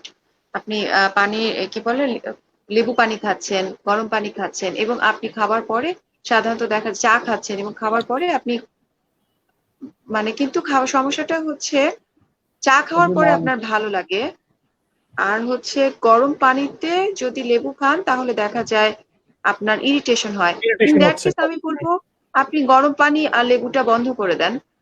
যদি আপনার এরপরে চা খাওয়ার পরে যেহেতু ভালো লাগছে এবং বেশ কিছুদিন ধরে আপনার ফিভারিশ ফিল করতেছেন, সেই ক্ষেত্রে আপনি চাটাই খাইতে থাকেন। কিন্তু তারপর যেহেতু আপনার আর্থ্রাইটিস আছে এবং আপনি একটু এলডারলি, আমার মনে হয় এটাকে একটু ডিটেইলস আমাদের চিন্তা আর করা দরকার। আর্থ্রাইটিস একটা ইনফ্লামেটরি কন্ডিশন, আমি যেটা বলি। যদি উনি এরকম একটা আমি ধরে নিলাম উনি রিমাটয়েড আর্থ্রাইটিস কথাই বলতে চাচ্ছে, অথবা ফিমেল পেশেন্ট সিস্টেমিক লুপাস অ্যাসেলিও হতে পারে। ইনফ্লামেটরি কন্ডিশনে কিন্তু এমনি একটু জ্বর থাকে, ইনফ্লামেটরি কন্ডিশন গুলোতে এমনি জ্বর থাকে, এবং ইনফ্লামেশন যদি কন্ট্রোল হয় জ্বরটা কমে যায়। উনি অন মেডিকেশন একটা শব্দ বলছে, কিন্তু কি ধরনের মেডিকেশন, উনি কি মিথোট্রেক্সিন পাচ্ছে বা অথবা সালফাসালাজিন পাচ্ছে কিনা, সাথে এনএসআইডি বা ন্যাপ্রোসিন বা এই ধরনের কোনো ওষুধ পাচ্ছে কিনা ব্যথার জন্য, এবং অথবা স্টেরয়েড জাতীয় কোনো ওষুধ পাচ্ছে কিনা, উনি যদি আমাদের এরকম একটু জানাইতে পারতো। 56 ইয়ার্স, আমি ওনার জিনিসটাকে খুব গুরুত্ব নিয়ে দেখছি। এবং ফিমেল পেশেন্ট মানে একটা আর্থ্রাইটিস বলতেছে, এখন এই আর্থ্রাইটিসটা আসলে আমাদের একটু জানতে হবে, একটু ডিটেলস বলতে হবে আর কি, তাহলে আমাদের জন্য এই কথাগুলো বলা সহজ হয়। আর উনি তো যে কোনো জেনারেল ম্যানেজমেন্ট, আমার কথা হচ্ছে যে কোনো জেনারেল ম্যানেজমেন্ট পেশেন্ট যদি কমফোর্ট বোধ করে, সে শুড কন্টিনিউ ইট। সে যদি মনে করে এটা খেয়ে আমার ভালো লাগতেছে, যেহেতু এটা ওষুধ না, এটা জেনারেল ম্যানেজমেন্ট ওরা ভালো লাগতেছে, তাহলে উনি এটা কন্টিনিউ করতে পারেন। আচ্ছা, ইন জেনারেল একটা প্রশ্ন নেই। প্রশ্নটা হচ্ছে এইরকম, সারাদিন গগলস পরে বাসায় আসার পর চোখ ব্যথা করে, পরে মাথা ব্যথা করে, কোনো সলিউশনস আছে কি? খুবই কষ্টকর। আমার মনে হয় চোখ ব্যথার জন্য আপনি ওই যে আর্টিফিশিয়াল টিয়ার যেগুলো আছে, প্রোটিয়ার, এগুলো একটু দিতে পারেন। ভালো করে চোখ ধুয়ে নিবেন। আর বেশি ব্যথা করলে তো কিছু করার নাই, নাপা খেয়ে নিতে হবে আর কি। আর গগল সারাদিন কেন পড়তে হচ্ছে? উনি মানে কোথাও কি এরকম হাই রিস্ক জন্য চাকরি করতেছে কিনা, কি গগলসটা কিসের জন্য পড়ে? ওনার যদি চোখে পাওয়ার যদি থাকে, পাওয়ার প্রয়োজন গগলসের সাথে অ্যাড করে দিতে হবে। একজন প্রয়োজনে না, গগলস মনে হয় মিন করতেছে মানে প্রিকশনের জন্য আর কি। প্রিকশনের জন্য। আচ্ছা, এটা আসলে হাই কেয়ার যেসব সেন্টার গুলো আছে, ওগুলো তো গগলস সারাদিন কি আর গগলস পরে থাকতে হয়? আমার মনে হয় আপনি গগলস না ইউজ করে ফেস শিল্ডটাও ইউজ করতে পারেন বেশি। যদি আপনি হাই কেয়ার না হয়ে থাকেন, হাই কেয়ার ইউনিটে কর্মরত না হয়ে থাকেন, তাহলে ফেস শিল্ডটাও ভালো কিন্তু। হ্যাঁ, সেটা আরো ভালো। আচ্ছা, আর কোনো কোশ্চেন আছে? অনেক হচ্ছে এই মানে আইভারমেকটিন নিয়ে এত প্রশ্ন আসছে। সবগুলো প্রশ্নের উত্তর একটু দিয়ে দেই। আচ্ছা, আইভারমেকটিন সম্পর্কে তাহলে আমি কোশ্চেনের আগে একটু সবার হ্যাঁ, আমার কোশ্চেনের মতো গুলো একটু একটু জানানো সামারি উচিত। করে দেই, সামারি একটু করে দাও। সামারি করে দেই, তাহলে আমার মনে হয় আইভারমেকটিন সম্বন্ধে সবার একটু ধারণাটা কনফিউশন জাফর, আমি আছে। আগেই একটা কোশ্চেন করে নিচ্ছি। যদি আমরা আচ্ছা খাই, ওকে। হাজার না করার পরে অনেকেই খেতে চাইবে। ইনফ্যাক্ট আজকেও আমার একটা ফোন আসলো, যদি আমরা খাই তাহলে ডোজটা কি ডোজ হবে? কি? ডোজটা হচ্ছে যদি ডোজটা হচ্ছে ডোজটা হচ্ছে দুইটা প্রথমে, এক সপ্তাহ পর আর দুইটা খাবে। এটা সহজ, 6 মিলিগ্রাম দুইটা এখন খেয়ে ফেলবে, আর এক সপ্তাহ পর আর দুইটা খাবে শেষ। সেটা আমি আচ্ছা, আইভারমেকটিন ডোজটা সহজ ডোজ। আর কারণ আইভারমেকটিন সম্বন্ধে আর হ্যাঁ, একসাথে বলতে কি, এটা কি 12 ঘন্টা পর পর না সাথে সাথে? দুইটা একসাথে তো খাইতে বলে, গাইডলাইন তো এরকমই ছিল। আমি নাইলে তারপর আমি তোমার জানাবো। আমি এটাই জানি, দুইটা একসাথে খাইতে এক সপ্তাহ পর আবার খাইতে হবে। আচ্ছা, সেটা হচ্ছে আমিও আইভারমেকটিনটা সেটাই হচ্ছে জানি, আজকে হ্যাঁ, আমাকে একজন বললেন আচ্ছা যে হচ্ছে আইভারমেকটিন হচ্ছে 12 ঘন্টা পর। আর প্রোফাইলিক্সিস এর ডোজটা কি? আইভারমেকটিন প্রোফাইলাক্সিস ডোজ তো আমি শুনি নাই। হাইড্রোক্সিক্লোরোকুইনের প্রোফাইলাক্সিস ডোজ শুনছি, কিন্তু আইভারমেকটিন তো তোমার যদি পজিটিভ হয় তখন বলছে যে আচ্ছা আইভারমেকটিন সম্বন্ধে বলা আইভারমেকটিনও হচ্ছে। নাকি প্রোফাইলিক্সিস ইউজ করা হচ্ছে। আচ্ছা এখন সব ড্রাগই হচ্ছে একটা অন ট্রায়াল, একটা ট্রায়াল বেশি চলতেছে সারা ওয়ার্ল্ড ওয়াইড। এখন সব ড্রাগ নিয়ে ট্রায়াল চলতেছে। এখন রিপারপোজ কোনো আমরা আমরা একটা টার্ম আছে মেডিকেল টার্ম, এটা হচ্ছে রিপারপোজ ইউজ অফ ড্রাগ। একটা ড্রাগ আগে মার্কেটে প্রচলিত, এখন ওই ড্রাগটা এখন করোনার জন্য ব্যবহার করা যায় কিনা, এরকম ব্যবহার একটা করা ড্রাগ হচ্ছে যায়। আইভারমেকটিন। হ্যাঁ, তাহলে কি হলো, একটা ড্রাগ যদি আগেই মার্কেটে থাকে, আমরা এই ড্রাগ গুলা সাইড ইফেক্ট সম্বন্ধে, খারাপ দিক সম্বন্ধে সবই আমরা জানি। এখন এই ড্রাগটা যদি আমরা করোনাতে ইউজ করতে পারি, তাহলে আমার নতুন করে একটা ড্রাগ এস্টাবলিশ করা লাগতেছে না, ড্রাগের সাইড ইফেক্ট কি আছে এগুলো নিয়ে আমাদের চিন্তা করা লাগতেছে না, তাহলে আমাদের জন্য সহজে চিকিৎসা শুরু করতে পারে। এরকমই একটা ড্রাগ হচ্ছে আইভারমেকটিন। এই ড্রাগটা কিন্তু একটা নোবেল আবিষ্কার, এটা খুবই ভালো আবিষ্কার, এটার জন্য নোবেল প্রাইজ পাইছে 2015 সালে। এটা হচ্ছে রিভার ব্লাইন্ডনেস, একটা ডিজিজ ছিল আফ্রিকার ওদিকে, প্যারাসাইটিক ইনফেকশন থেকে তখন প্রথম এই ড্রাগটা আবিষ্কার হয়। দেখা যাচ্ছে এটাতে এই শুধু এই আইভারমেকটিন এর জন্যই এটা 2015 আমি বললাম নোবেল পুরস্কার পাইছে। এটা কিন্তু মোড অফ অ্যাকশন খুব চমৎকার একটা মোড অফ অ্যাকশন। আমি এত জটিল জিনিসগুলো আমি আসলে এখন বলতে যাচ্ছি না। যখন সায়েন্টিস্ট, এটা প্রথম মনে হয় অস্ট্রেলিয়া থেকে শুরু হয়েছে, এটা দেখা গেছে কি সেলের বাইরে বলা হয়, আমরা দুটো শব্দ আছে, ইন ভিট্রো আর ইন ভিভো। শরীরের মধ্যে যদি কোনো ড্রাগ কিরকম কাজ করে, শরীরের মধ্যে দেওয়ার পরে যে কাজ করে সেটাকে বলে ইন ভিভো।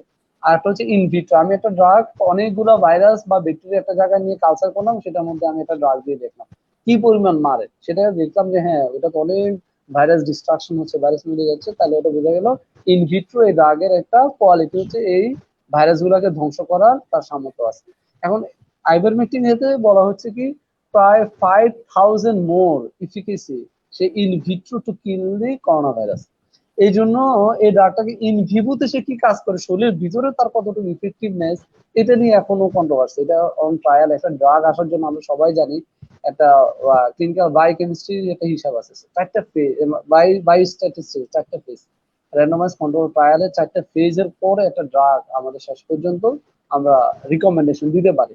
এখন সব জায়গায় ট্রায়াল চলতেছে, কেউ একবার প্রোফাইলাক্সিস, কেউ স্পেসিফিক ট্রিটমেন্ট, এটা নিয়ে সারা দুনিয়াতে চলতেছে। এখন এই অবস্থায় বসে স্পেসিফিক একটা কথা বলবো, 1 মাস পরে দেখা যাবে যে এই কথাটা থেকে সরে যেতে হচ্ছে, তখন আবার সবাই বলবে যে ডাক্তার সাহেব এটা বলে দিন। আমি এই জন্য এটা নিয়ে এখনই স্পেসিফিক কোনো কথা আসলে কেউ বলতে পারছে না। আমরা নিজেরাই দেখতেছি, আজকে আব্দুল্লাহ স্যার বলতেছে যে একটা কথা বললো, কালকে হচ্ছে কথাটা হচ্ছে না, সবাই বলতেছে যে স্যার এটা কি বললো।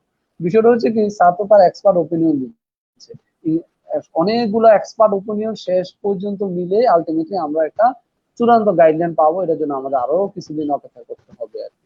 তো আইভারমেকটিন নিয়ে এখনই ফাইনাল কথা বলার সুযোগ বা ইয়া হয় নাই যে এখনই ফাইনাল কথা বলে ফেলবো, তবে আমি আচ্ছা, বলি কি আমরা আমরা ইউজ করতে পারি। হ্যাঁ আচ্ছা আহমেদ সুমন একটা প্রশ্ন ছিল ওর বাচ্চা নিয়ে, ও আবার ফিরতে একটা কমেন্ট করেছে, আমি ওই কমেন্টটা নিচ্ছি। আচ্ছা ঠিক আছে। গোটা দুধ খায় না, বুকে দুধ খায়, সবচেয়ে সবসময় খায়। মাত্র 4 দিন বাথরুম করে বিছানা করে বাথরুম ফ্ল্যাকুল খাচ্ছে, তাও এত ছোট বাচ্চা ফ্ল্যাকুল দেওয়ার পরেও পায়খানা হচ্ছে না। গোটা দুধ খায় না, বুকে দুধই সবসময় খাচ্ছে।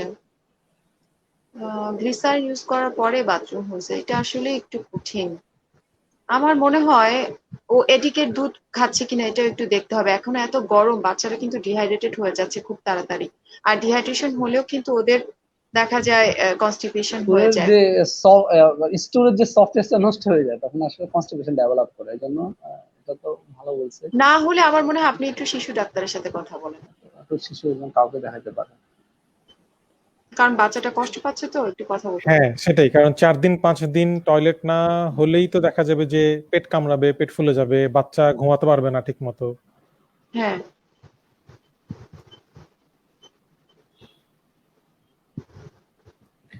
আচ্ছা, ইন জেনারেল হচ্ছে অনেকগুলো প্রশ্ন আছে, আমরা জাস্ট কথা বলতে থাকি, আমি ওখান থেকেই মানে কিছু, কারণ শেষ করতে হবে আমাদের প্রোগ্রাম, অলমোস্ট আমরা 1 ঘন্টা 20 মিনিট দেখুন। রান করে ফেলছি।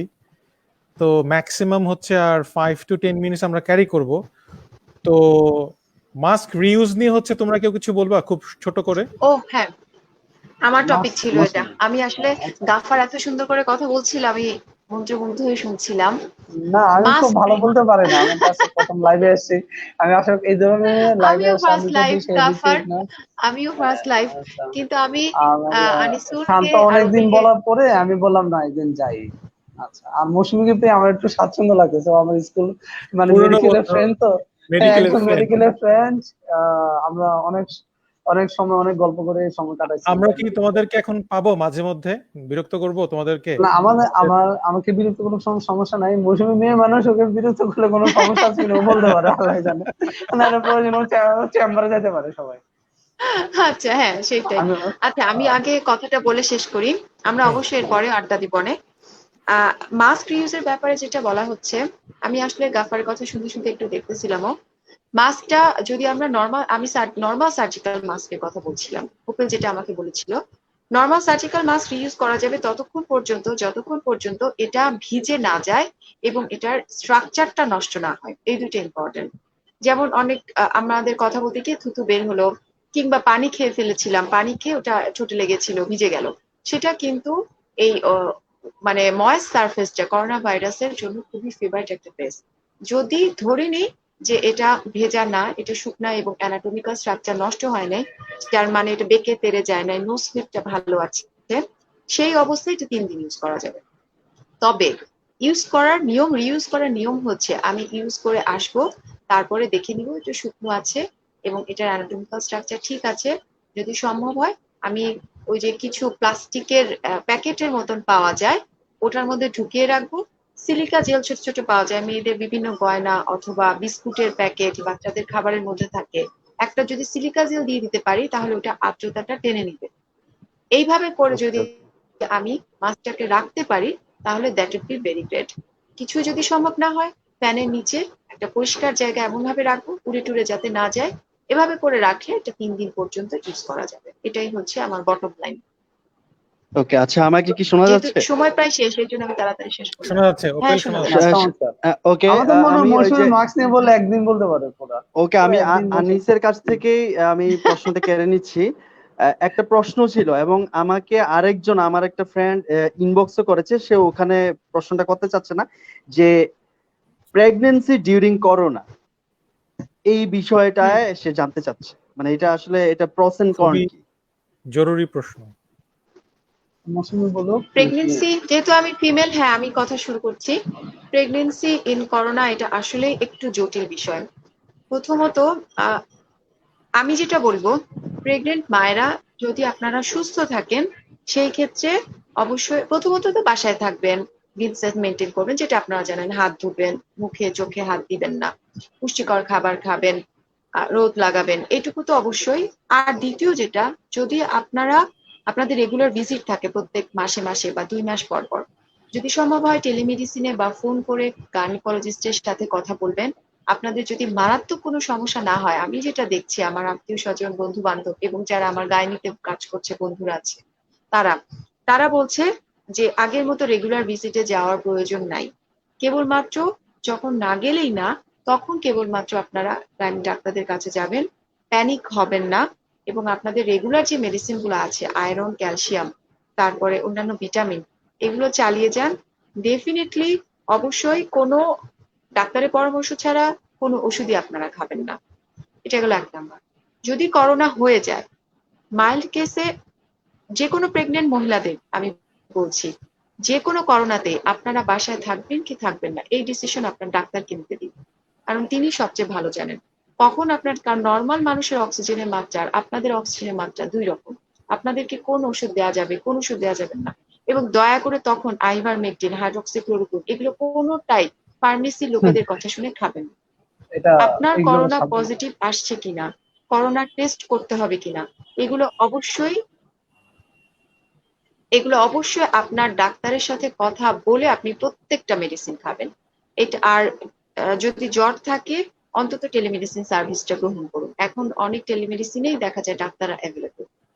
প্রেগনেন্ট ক্ষেত্রে কোনো ছোটখাটো কিছুই ইগনোর করবেন না এবং কোনো ঔষধই না জেনে খাবেন না। এই দুইটাই আমার বটম লাইন। আচ্ছা, জামান লিখেছেন ওনার ওয়াইফ 6 মাসের প্রেগনেন্ট, এখন প্রায় মাঝে মাঝে বুকে ব্যথা ও নিঃশ্বাস নিতে কষ্ট হয়, এখন কি করা উচিত? আর একটু প্রিসাইজ, একটু বড় 6 করলে মাসের হ্যাঁ বললেন, ভালো হ্যাঁ ভালো হতো। হতো। হ্যাঁ 6 মাসের প্রেগনেন্সিতে যখন ইউটেরাসটা আস্তে আস্তে বড় হতে থাকে তখন উপরের দিকে চাপ দেয়, কিন্তু তখন দেখা যায় মায়েদের এমনিতেই একটু বুকে ব্যথা এবং একটু শ্বাসকষ্ট হতে পারে, এটা স্বাভাবিক। কিন্তু যদি বেশি, এবং এদের সাধারণত গ্যাস্ট্রিক হওয়ার চান্সটাও বেড়ে যায়। কিন্তু যদি এটা কন্টিনিউয়াস হয় এবং অনেক বেশি হয় যে মা সহ্য করতে পারতেছেন না, অনেক বেশি শ্বাসকষ্ট হচ্ছে, সেই ক্ষেত্রে আমি বলবো আপনি একটু ডাক্তারের শরণাপন্ন হন। কারণ প্রেগনেন্সি অলওয়েজই কমপ্লিকেটেড। এটা মানে আসলে এটা পুরো ডিটেলস না জেনে বলাটা একটু কঠিন। পেডিয়াট্রিক কিছু প্রশ্ন চলে আসছে, আমি একটু ঝটপট নিয়ে নেই।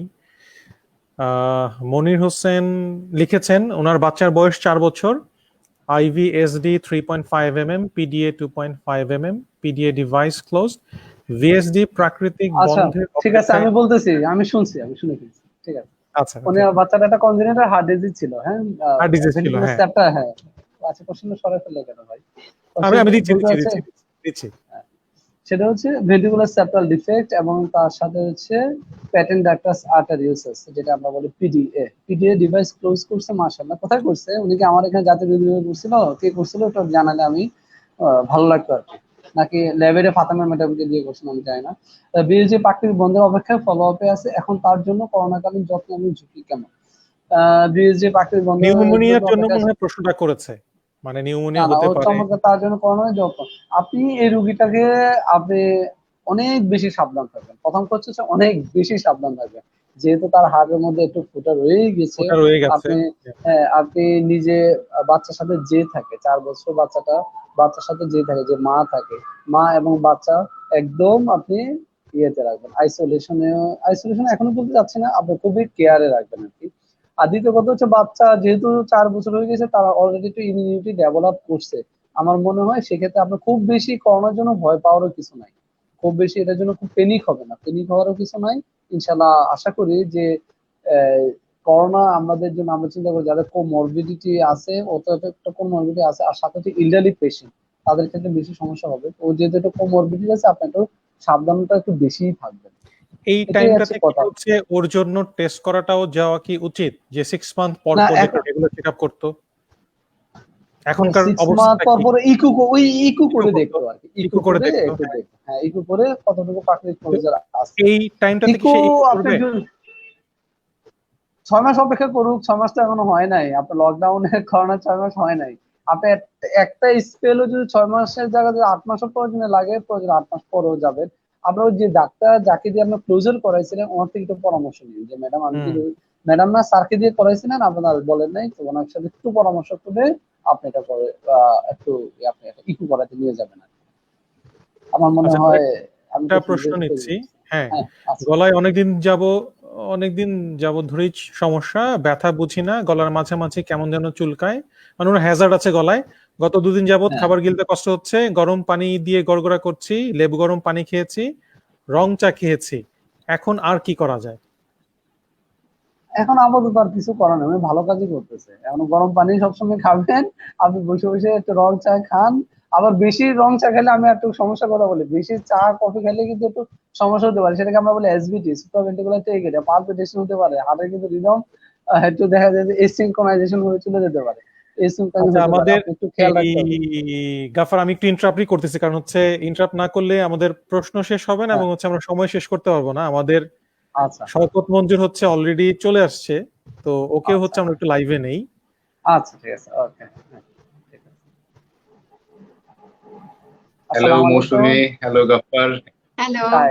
চমৎকার এবং পুরোটা সময় ধরে তোমাদের যে সাজেশন সেগুলো দেখছিলাম, শুনছিলাম, এবং আই ফিল প্রাউড যে আসলে আমরা যেই 2001 সালের আমরা ব্যাচমেট, আমরা সবাই মিলে চেষ্টা করছি, স্বপ্ন দেখছি যে আমরা বাংলাদেশ দিতে চাই, যেহেতু আমরা বিভিন্ন পেশায় আমাদের ব্যাচমেটরা আমরা আছি। তো এইটারই একটা বলতে পারি যে আজকে প্রথম আমরা আমাদের পেজ থেকে লাইভ করেছি এবং এটা আমাদের রিচ করেছে অসংখ্য মানুষের কাছে। আমরা চাই যে এই ধরনের উদ্যোগগুলো যাতে আমরা কন্টিনিউ করতে পারি এবং আমাদের যে এক্সিলেন্সের জায়গাগুলো আছে সেগুলো দিয়ে যাতে মানুষের উপকার করতে পারি। যেমন আমি আমার কথা বলবো যে আমি সাংবাদিক, যমুনা টেলিভিশনে আছি এবং এই মুহূর্তে আসলে আমি কোয়ারেন্টাইনেই আছি, যেহেতু অনেক বেশি মেসি পিপলের কাছে যেতে হয় আমার। তো এখন একটু নিজেকে একটু কন্ট্রোল করছি। তো এই সময়টাতে আমি ফিল করছিলাম যে সাধারণ মানুষরাও কিন্তু অনেক হ্যাজার্ড সিচুয়েশনে আছে। তো আমাদের এই লাইভ সেশনে আজকে বেশ কয়েকজন মানুষের উপকার হয়েছে বলে আমি বিশ্বাস করছি এবং you guys did it tremendously well. Salute you, thank you very much. Thank you. আচ্ছা, আমরা কি অনেক রাত একে- হয়ে গেছে। আমি একে এর একে আগে একে কথা বলে বিদায় হয়ে চলে যাবো নাকি আমি আরো হচ্ছে থাকতে এই হবে? না না না থাকতে হবে না। আমি ওই জন্যই বলতে চাচ্ছি যে আমি শেষ করব মৌসুমীকে দিয়ে, কারণ ওকে অনেকক্ষণ ধরে আটকে রাখছে। মৌসুমী আগেই বলছিল 10টার পর ছেড়ে দেওয়ার জন্য। তো মৌসুমী, তোমার হচ্ছে কমন কোনো সাজেশন বা আমাদের জন্য কিছু বলা আছে কিনা? কমন প্রথম সাজেশনই হচ্ছে আমরা প্যানিকড হব না, এটা হচ্ছে 1 নাম্বার। তো যেগুলো আমরা নর্মালি করছি সেগুলাই করব, যতটুকু সম্ভব বাসায় থাকবো, তারপরে পরিষ্কার পরিচ্ছন্ন থাকবো, হাত পরিষ্কার রাখবো, হাত মুখে চোখে নাকে লাগাবো না, পুষ্টিকর খাবার খাবো, রোদ লাগাবো, এগুলো নিয়ে আমরা বেশ আলাপ করলাম। বাইরে গেলে মাস্ক কিভাবে ইউজ করবো সেটুকু আমরা আলাপ করলাম। আর যদি কোনো সমস্যা হয় প্রথমেই ওষুধপত্র না খেয়ে আমরা ডাক্তারের সাথে আলাপ করবো। যদি আমরা ডাক্তারখানায় যেতে না চাই, যেহেতু এখন অনেক ধরনের রোগী, আমরা অন্তত এখন অনেক জায়গায় টেলিমেডিসিন সার্ভিস চালু আছে, টেলিমেডিসিনে কারো না কারোর সাথে কথা বলবো। এইটুকুই আমার সাজেশন আর কি। মৌসুমীকে অনেক ধন্যবাদ তার ব্যস্ত সময়ের মাঝখানেও আমাদেরকে কিছুটা সময় দেওয়ার জন্য। বন্ধু, খুবই খুবই খুবই খুশি হয়েছি যে তোর এই ব্যস্ত সময় থেকেও আমার ফ্যামিলি টাইম অনেক থেকে হচ্ছে সৌভাগ্য আমাদেরকে যে সময় আমি দিতে পারছিস। আজকে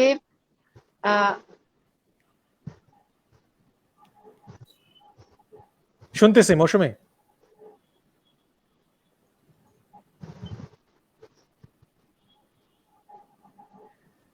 আচ্ছা, আমরা মনে হয় হচ্ছে ঠিক আছে, মৌসুমীর কথা সবাই শেষ কর। ভালো থাকবেন। আশা করি আমরা এর পরেও একটা আড্ডা নিয়ে আসবো। আর অবশ্যই অবশ্যই আমাদের সবার জন্য দোয়া করবেন। Thank you Mousumi, thank you very much. জাফরের সাথে তো কথা হবেই, আচ্ছা ঠিক আনিসুল্লাহ, আছে, শান্ত। ওকে মৌসুমী, হ্যাঁ ঠিক আছে, টাটা মৌসুমী, ভালো থাকো। আচ্ছা। আচ্ছা, ওকে, একটা ছোট প্রশ্ন নিতে হবে। মনির হোসেন হচ্ছে তার বাচ্চার জন্য যে প্রশ্নটা করেছিল তার হচ্ছে একটা আপডেট এসছে, আপডেটটা দিয়ে হচ্ছে আমরা শেষ করব। VSD closed from Naraya Health Bangalore and following up for VSD decided by Dr. Devi Prasad Shetty. Now continuing follow up by Professor Dr. Abdul Salam Sir, NICVD. আচ্ছা, চমৎকার। হ্যাঁ, আমার এখানে এনএসএবিডি আব্দুল সালাম স্যারকে দিয়ে উনি ফলো আপ নিচ্ছে। তো আপনি তো স্যারের সাথে একটু কথা বলেন, স্যার কি বলে। স্যার তো ভালো একটু করে, স্যার আপনাকে খুব ভালো কথা বলতে পারবে। আপনি স্যারকে আবার, যদি বাচ্চাকে না নিতেও চান, আপনি আগে একটু নিজে স্যারের কাছে তার পার্সোনাল নাম্বারে কথা বলে দেখেন। আর না হলে আপনি নিজে একদিন কষ্ট করে এনএসএবিডিতে যেয়ে স্যারের সাথে কথা বলেন। আমার মনে হয় এটাই আপনার জন্য সবচেয়ে ভালো হবে। আচ্ছা, আমার কথা বোঝা গাফফার, যায়নি? আমরা হ্যাঁ ভালো মতো শুনতে পারছি। এখন হচ্ছে ছোট্ট করে পরামর্শ যদি থাকে, পরামর্শ দিয়ে হচ্ছে আমরা শেষ করে ফেলবো। আচ্ছা, থ্যাংক ইউ। মানে আসলে নিয়ে আমার তো পরামর্শ নিয়ে। হ্যাঁ, আচ্ছা, আমি সবসময় হচ্ছে ইন্ট্রোভার্টের মানুষ, আমি খুব বেশি মানুষের সাথে মিশতে পারি না। আমাকে শান্ত বলাতে আমি আসলে আসছি লাইভে। সে অনেকদিনে বলতেছিল, কিন্তু আমি আসলে রাজি হই নাই একদিনও। শেষ পর্যন্ত আমি আজকে রাজি হলাম। আমি জানি আমার অনেক ভুল ত্রুটি হয়েছে কথা বলার মাঝে, অনেক ভুল ত্রুটি থাকতে পারে। তারপরেও কারো যদি কোনো ইনকোয়ারি থাকে, কেউ যদি মনে করে একটু কথা বলতে চাই, আমার পার্সোনাল নাম্বার কিন্তু দেওয়া আছে। তারপরেও যদি কারো কাছে না থাকে, আমার মনে হয় আমাদের এডমিন শান্ত থেকে নিতে পারে। আর নাহলে ফেসবুকে, যেহেতু এখন করোনার সময় কাজ টাজ কম, ফেসবুকে কিন্তু আমি একটু থাকি। আপনারা কেউ আমাকে পার্সোনালি নকও করতে পারেন সমস্যা হলে। আর আমার যদি কোনো ভুল টুল থাকে আমাকে একটু ক্ষমা সুন্দর দৃষ্টিতে দেখতে হবে আর কি। ইনশাল্লাহ আবার কখনো আসবো, এরকম শান্ত যদি আবার কখনো আমাদের সুযোগ দেয় আমি আবার আসবো ইনশাল্লাহ। ঠিক আছে। অবশ্যই আর প্রয়োজন আছে হ্যাঁ, বন্ধু। আর সবাই যাওয়ার সময় একটা কথাই, ওই যে SMS বলে না, আমাদের SMS মনে রাখতে হবে, sanitiser, mask and social distance. ঠিক আছে, ওকে, আসসালামু আলাইকুম। হ্যাঁ, thank you Gaffar, thank you very much. So আমাদের এই যে যাক, আয়োজন শান্তকে দেখা গেছে।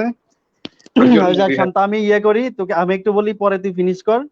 তো আজকে এটা আমার লাইফের মানে সবচেয়ে মানে লংগেস্ট এবার কোনো লাইভে আমি, লাইভ তো ইনফ্যাক্ট প্রথম।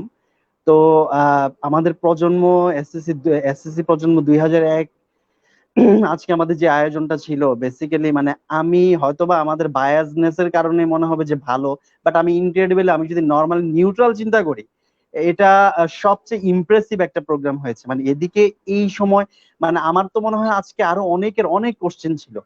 তো আশা করি এই গাফফার হোক বা আমাদের মৌসুমী হোক বা আমাদের গ্রুপের আরো অনেক ভালো ডাক্তার আছে যারা ভালো জানে, তাদেরকে নিয়ে আমরা এই করোনাকালীন সময়ে আরেকটা 15 ষান্মাসিক যেটা বলে 15 দিন পর আরেকটা চাইলে করতে পারি, যদি তোরা করস।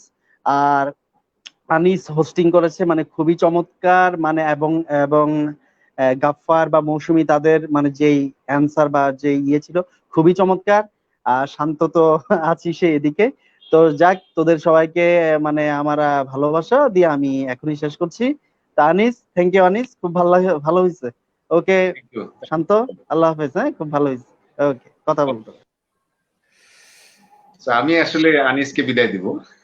হ্যাঁ, আনিস আসলে আজকে যে presentation, I really feel proud যে আমরা না আসলে আমাদের প্রেজেন্টেশন আর ফিল প্রাউড বলে লাভ নাই। আমি খুবই খুশি যে হচ্ছে আমাদের গাফফার আর হচ্ছে মৌসুমী ওদের সারাদিনের হসপিটাল টাইম স্পেয়ার করে বাসায় যেই সময়টুকুতে যে ওরা যেটা পায়, খুবই প্রেশাস টাইম, সারাদিন পর অল্প একটু সময় পায়, দিয়েছে রেস্ট সেটাই। করার টাইমটাই। হ্যাঁ, তো রেস্ট করার টাইমটাতে যেহেতু এতগুলো প্রশ্ন উত্তর হচ্ছে, আবার এই সময়টুকু স্পেয়ার করা। হ্যাঁ, আমরা যেহেতু আজকে একটা ওপেন প্ল্যাটফর্মে আছি, সো যারা যারা আমাদেরকে দেখেছেন তাদের কাছে একটা কথাই বলতে চাই, আমরা যারা যারা এখানে কথা বলেছি আমরা সবাই 2001 সালে এসএসসি পরীক্ষা দিয়েছি, পাশ করেছি।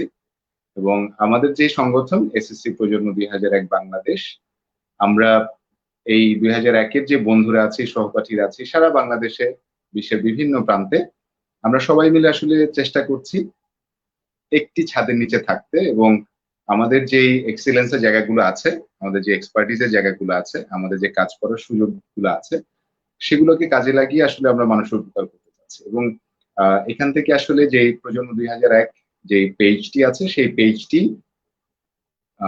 আপনাদের সামনে আজকে আমরা লঞ্চ করেছি। আপনারা যদি এখান থেকে উপকৃত হয়ে থাকেন, একটা করে ছোট করে লাইক দিয়ে যাবেন।